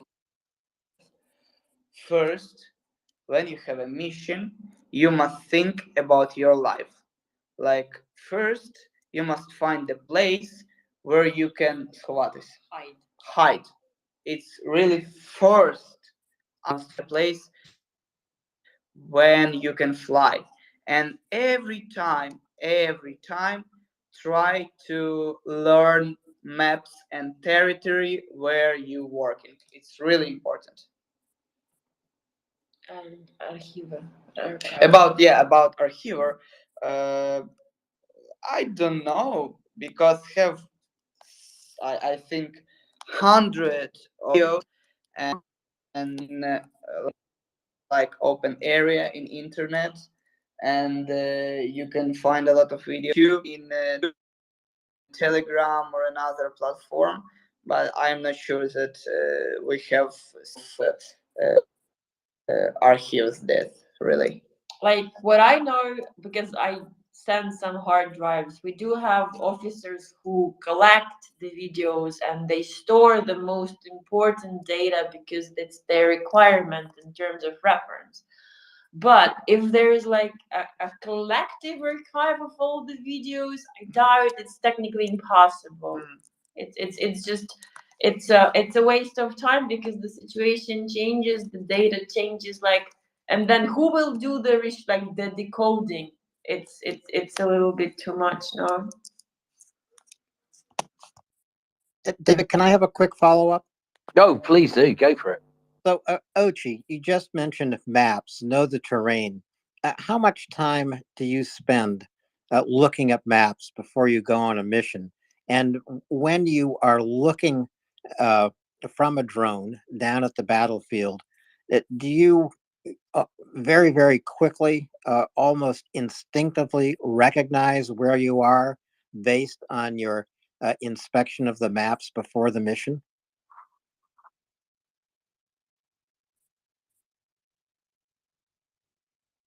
It's hard question. First, I try to learn the map, and I try to learn all territory. But for example, where you come to any territory, sometimes on the map you have a house, but in real life you have nothing. Or in the map you don't have house, but in real life you have something. It's a surprise for me. And of course, first you must learn orienteer. Terrain Feature Association. Чего, блядь? Terrain Feature Association. Okay, I can't. Terrain Feature Association. Association. I not will be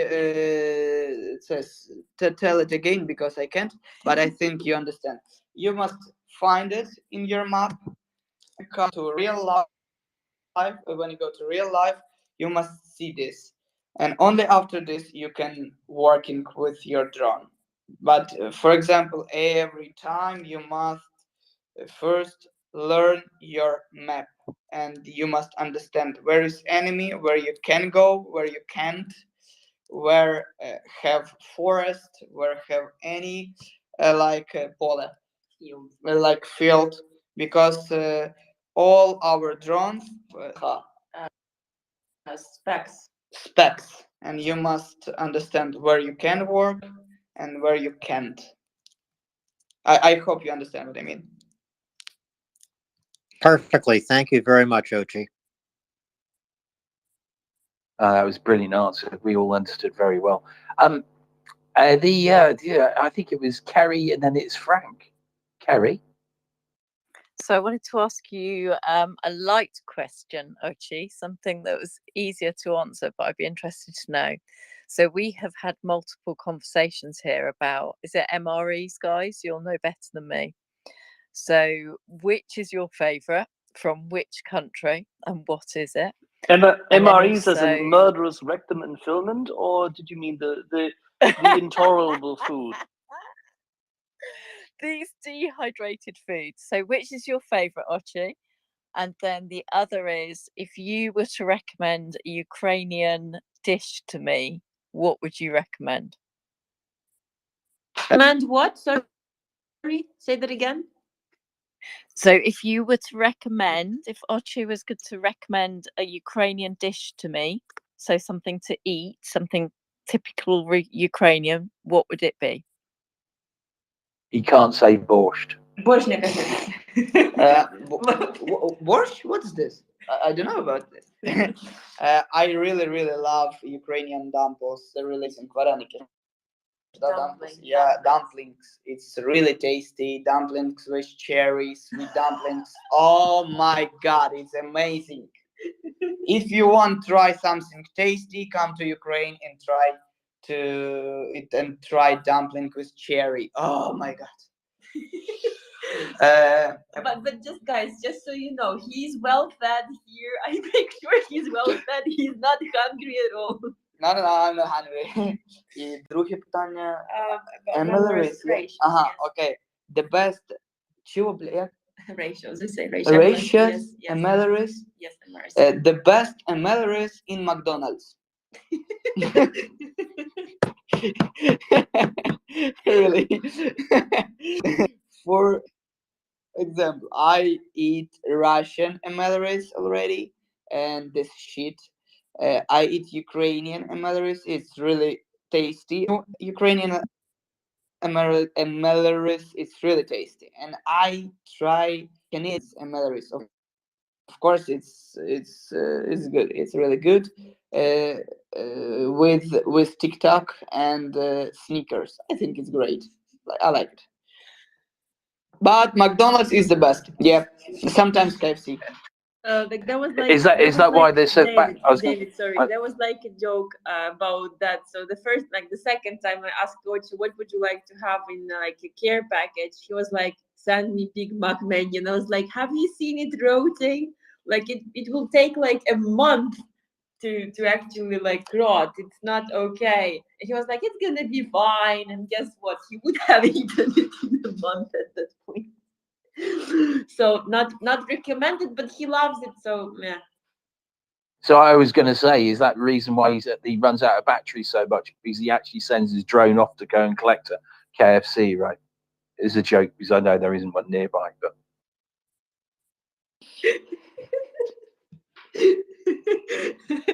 You should have seen him smiling. He's right now just grinning. He's going, yeah. I could go. If only I get something, I could get a KFC. There you are, your delivery. Yeah, I understand. Anyway, we're going to Frank, and then we're going to go back to Michael. Frank. Thanks, David, and it's an honor to speak to you guys, Verlaine and Ochi. Yeah. Well, first of all, I want to. I sent you guys some bucks last week, and I'm just so thrilled to support you guys. You're doing amazing work, and I hope lots of people here can join us in doing the same.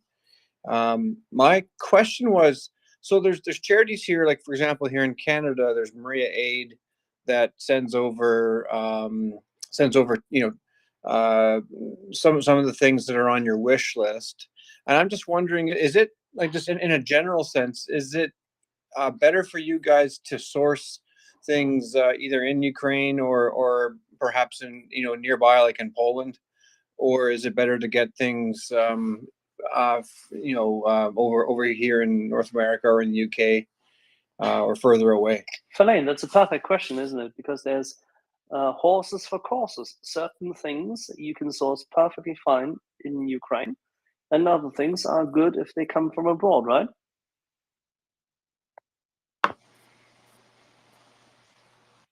Vika.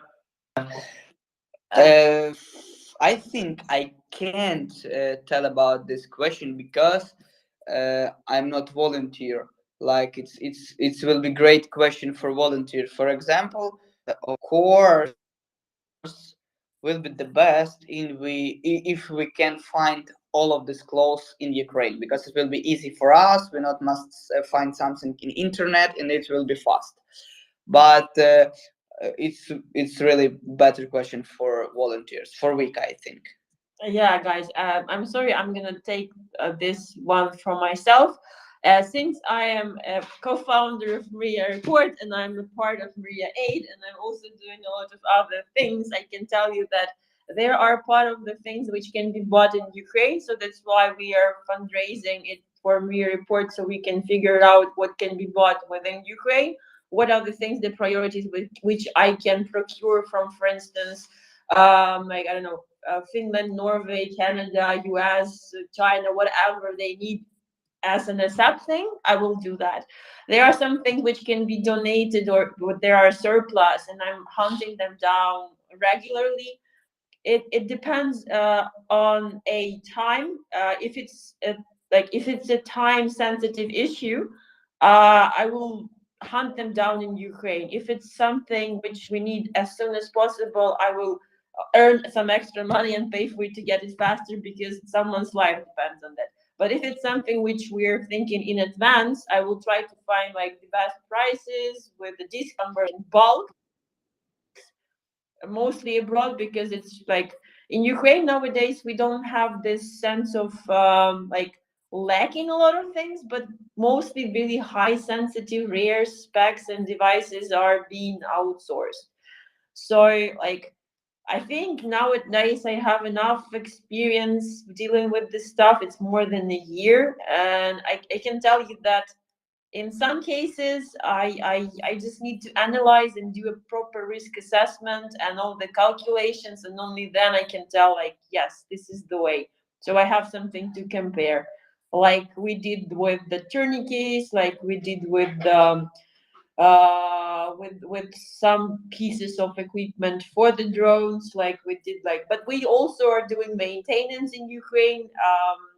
We have really nice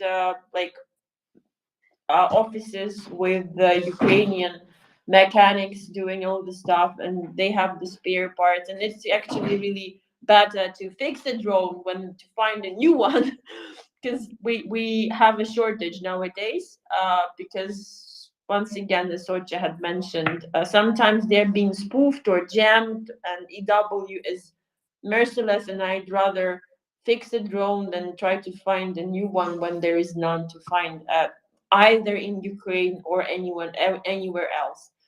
And this is another thing, another issue.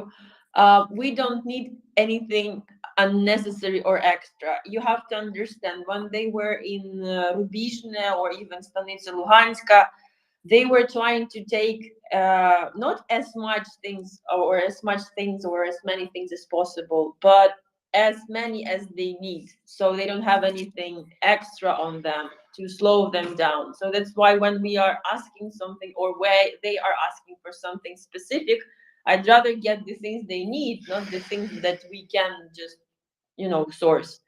So this is why I'm asking you to be wise. And if you feel like you found something on like a discount on a website, and you feel like, oh, it's such a nice price, someone definitely needs that, please speak with someone in Ukraine doing the job, or someone who's been dealing with the volunteering for Ukrainian troops for a while, because you might end up buying something which can't be used by anyone, and then you happen to have things which no one needs, and you waste money on them rather than investing into something which needs some extra funds to be bought.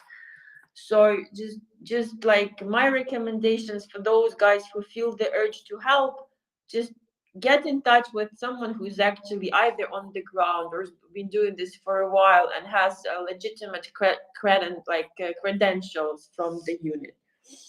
Yeah, I hope that answers the question. Very well, thank you. So before we go to we're going to go back. Before we go back to Michael, I've got a question from the audience, which is the question is about weather conditions and how much they affect what you're doing. It's the most. Yeah, it's the most of important in my job, because if have snow or rain or something like this, Fog. Or fog, I can't work, because I will kill my drone.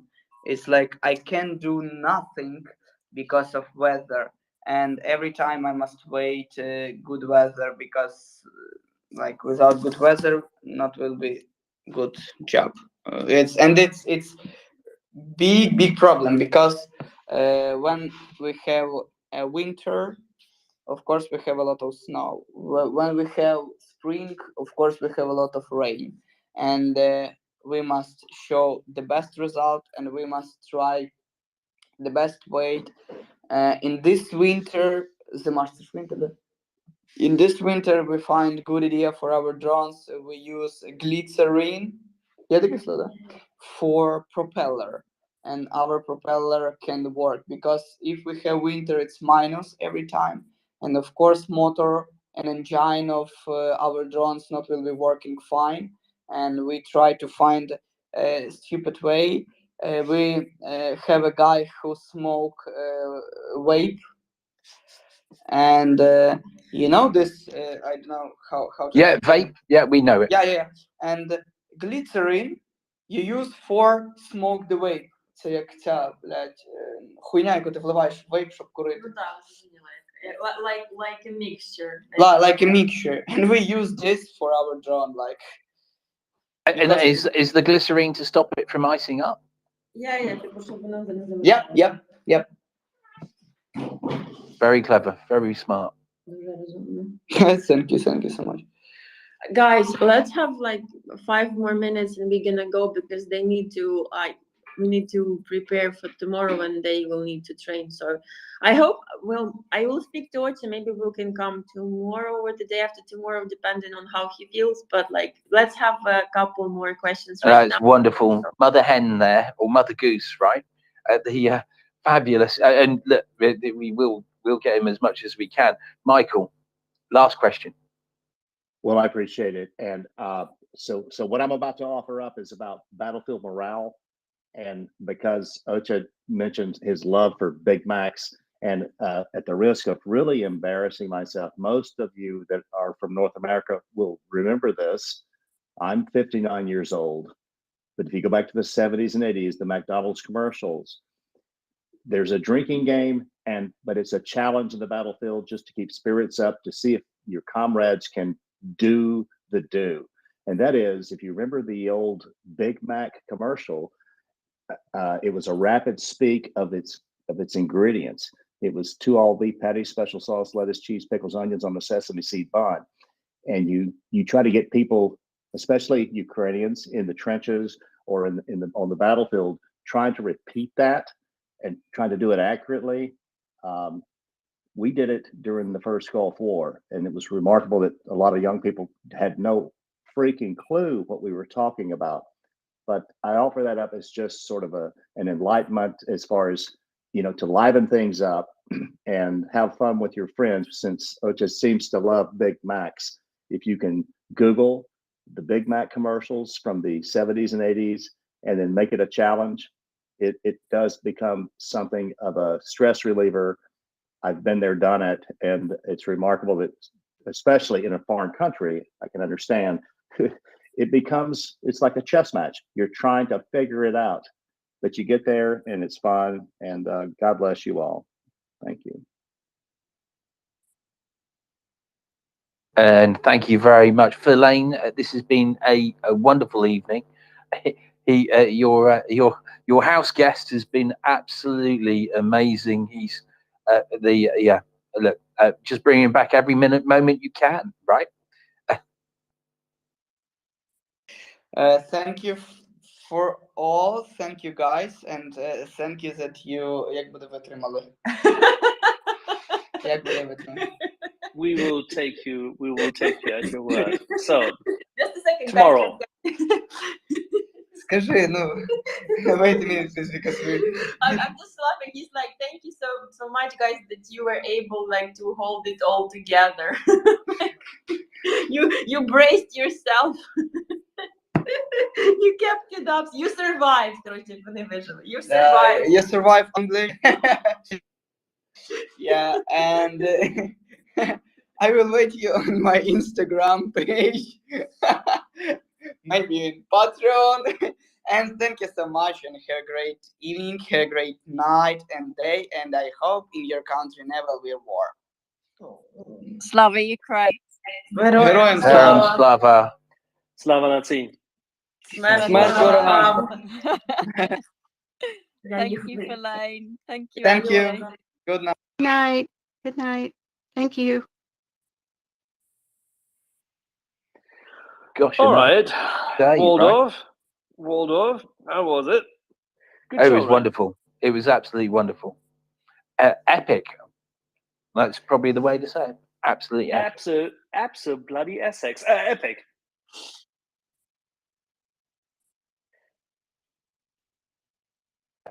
What a happy lad he is.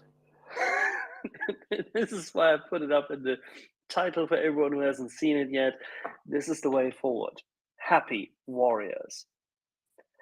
If the war is hard and every day is shit,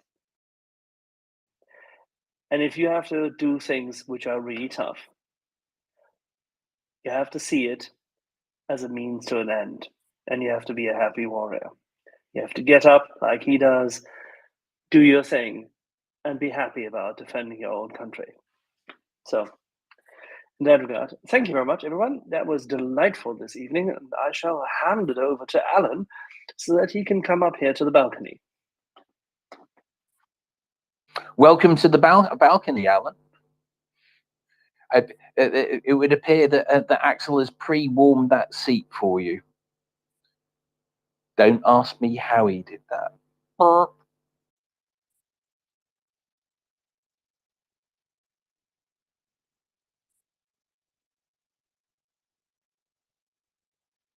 well, we've got a hand up. So, Cassin, you've got your hand up again. Ask away. Oh, I was just wondering, did you solve your problem with the banks? Oh, yeah. The thing is this problem ever going to be solved? Because Axel refuses to admit he was wrong, right? I know I'm right. Yeah. That's all that matters. The evidence is out there. And I'm pointing upwards and saying he knows the truth. Yeah, my voice is on you. Right. So, Alan. Oh, we got more. I'm so unused to people putting their hands up at this time. Frank. Oh, thanks, David. I mean, I guess this initiative by MriyaReport to support the Toys with Boys, Toys for the Boys, to support the this brigade, or this unit rather. It got me wondering, because recently I've supported the Azov Brigade. Recently I supported the Georgian Legion, and I've supported in the past I've supported there's a sort of a group, I think co-founded by Canadians, the the Norman Brigade, and of course there's Maria Aid. Obviously there's some bias here, but maybe MriyaReport I'd throw into the mix there too. I'm just wondering if people have thoughts on what's the best way to make your donated dollars go the farthest in terms of supporting. Okay, so this is just my opinion. My opinion is that the best thing to do is just to send money, unless for some reason you happen to have the world's best deal, right? Because if you're over in the United States, you're sending something 5,000 odd miles, right? That has a cost to it, and that cost is quite expensive. Okay, right, I see you. Sorry, I was answering Pete, a question there. So yeah, the best way is just send the money. The people at the front in Ukraine generally can get these things, and they know exactly what they want, right? So if someone's sending something and they go, okay, I've got an item, whatever that item might be, and you're sending it 5,000 miles, that comes with a cost, right? And are they getting exactly the thing that they want, right? And when you're buying something, as most of us know, because we'll have had gifts from parents, etc., which were brilliant, but weren't exactly what we wanted, because there was a little bit of a misunderstanding. And often, right, I personally have done this. I just go, I wish you'd just give me the money, right? Because someone may have spent an extraordinary amount of money on something, but it wasn't exactly what I wanted. I would just go for the money. It's easier. And guess what, right? When people have quite a bit of money in their kitty, then maybe they could get a discount that wouldn't be available elsewhere. Just my thoughts. Oh, David, I was going to add just one thing to your thoughts, which are absolutely right.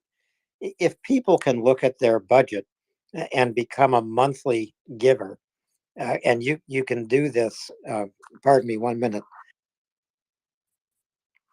You can do this using your credit card. Don't put a strain on your budget, but the reason why monthly sustaining gifts are so important is it allows the project you're supporting to plan ahead. They know that a certain amount of money will be arriving in their account every single month, so they can plan ahead to use that money. And it gives them more freedom to do what's needed urgently. So I'd encourage everyone who can possibly become a monthly giver to your chosen organization, please do that. It's a great boon to the organization you want to support. Yeah, that's such a great point you've made there, Alan. Is that getting something in the time when someone needs it, right? Instead of and this is what happened to me. There was a Trippy, who is he was a guest of it in the old days, in the very old days. So in April, this time last year, right? Who's a Ukrainian soldier who'd been hit by fragmentation. He'd been in hospital, and he came on, right? So I sent him a Kevlar helmet, right? It took 4 months for it to arrive. 4 months, right? It would have been easier if I'd have just given him the money. It's really important. And there's the other thing we understand: if you've got the money, you're in the ability of making decisions that are in your control, aren't they? And I think, if I may say, there's an expression that never underestimate the power of talking amongst ourselves. It's extremely powerful, as we're seeing here. Never underestimate your earning power. And, you can't take your money to the grave. And I understand that there are different classes of income and people earning different amounts around the world that are participating. But are you really going to miss, at the end of the day, when your toes up in the ground, are you really going to miss giving $10, $20, $50, $100, or whatever your currency is, wherever you are, to something that is so vitally important? It's about, the way I look at it, and again, personal opinion, thinking over the horizon, let it be, let it go, give. And then there's also, for me, there's the integrity thing, right? I worry about the integrity of the organizations that I donate to. But at some point, you can't, what are you going to do? Get on a plane, get on the ground, go find out, go track where your money went and see that they're spending it accordingly. There are legions of people in Ukraine now from the United States, from the EU, from the West, that are tracking all of the things we're donating and delivering, from bullets, bombs, beans, ammo, and other necessary donations. They're tracking it from an accounting standpoint because Ukraine requested that. They requested that they maintain high integrity on the donations, whether it's nation states giving or individuals giving. They want to be seen to be using our donations in the right way. Having said all of that, at some point, I think, this is personal perspective, once you give, it's like donating to your church or to your favorite organization in your hometown. Once you donate this money to someone else and they have stewardship over your donation, it's out of your hands. You have to trust. You can try to verify, but maybe at the end of the day, you give to the best cause you feel appropriate. And then after that, the last option maybe is just let go, right? You've done what's good in your heart. You've contributed to the cause that you love, and let them manage it. But in this case, give, give, give. And you won't ever hear me arguing against that, Michael. Yeah, it's a common thing, right? In whatever country we live in, right? Whether you're questioning the integrity of the organization that's asking for donations, and you choose to give or give not. But in this case, there's the obvious clear need. And I think what we're doing here, and I think last time I checked, because I actually originally donated on, what is it called? Ukraine 24. It's the celebrities in the United States that created this other venue, if you will. But there are multiple ways to give. And not only to just give, you can actually specify if you want to have it applied to buying tourniquet systems for battlefield wounds, or helmets, or night vision goggles, or what have you. It's a full spectrum of opportunities to donate and to contribute. And there's a part of it that's about how, giving, because people, it's a natural psychological thing to give and feel good about giving. But this is actually, in my view, this is different. This is an existential opportunity, or has an existential background for Ukraine. Everything we give them, and I don't mean to tie it in with why we are slow dripping them with military capabilities just to have Russia die by death of 1,000 cuts, when we could just be giving military capabilities to win this thing in 6, 8, 10 months and be done with this. That's another question. But everything we do makes an enormous difference. Yeah, even down to the tiny detail, isn't it? every tiny thing that we do is a positive action for Ukraine. It is, and it's the cumulative effect of contribution. So yeah, no, exactly right. So just like a raindrop doesn't flood your house, but all those clouds and all the multitude of raindrops could very well do it, or water your garden or whatever. The positive thing that I really should have come up with instead of the negative point of flooding your house. But I think everyone understood what I was trying to say. well, it's like when you're building, if you're building something in your own back garden or on your own, like a DIY kind of thing. That's why you measure twice, cut once, because of what's known as a cumulative error. If you go, well, I've got a 4 square thing to build, so I'll cut. Let's see, that's 16 things I got to do. So I'm going to cut 4 of them, and then I'm going to use them as templates. Not a good idea. You really need to do all 4, right? So that a cumulative error in building translates. And I know this is the way my mind works. I apologize if I'm kind of reverse engineering this here, but when you're talking about donating things, the accumulative power of all of our care and concerns and all of our donations, combined with the nation state level of donations, it adds up. I can only imagine, and I don't know, I should know. I've looked at the map 1,000 times as the highways lead in from Poland into Lviv that get over to Kyiv. I can only imagine that those inroads to Kyiv and to the centers where their distribution centers, I can only imagine that it's maybe not a traffic jam, but I bet it's a busy highway right now with incoming product. Yeah, and long may it stay like that. Long may it stay like that. I agree. Thank you. With that, I'm going to step down and go make dinner. To all of you, thank you so much for hosting. It's just an absolute honor to be a part of this conversation, and let's keep it up. Have a good evening, everyone. You too, Michael, and thank you very much for your very kind words. Alan, well, David, I listened to all of Verlaine and Oche this afternoon. One of the best guests we've ever had. yes, exactly right.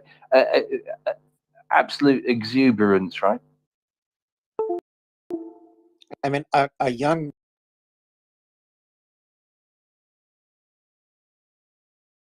man risking his life every day, fighting for his country, but his outlook on life is exuberant as in a war, something I've never done.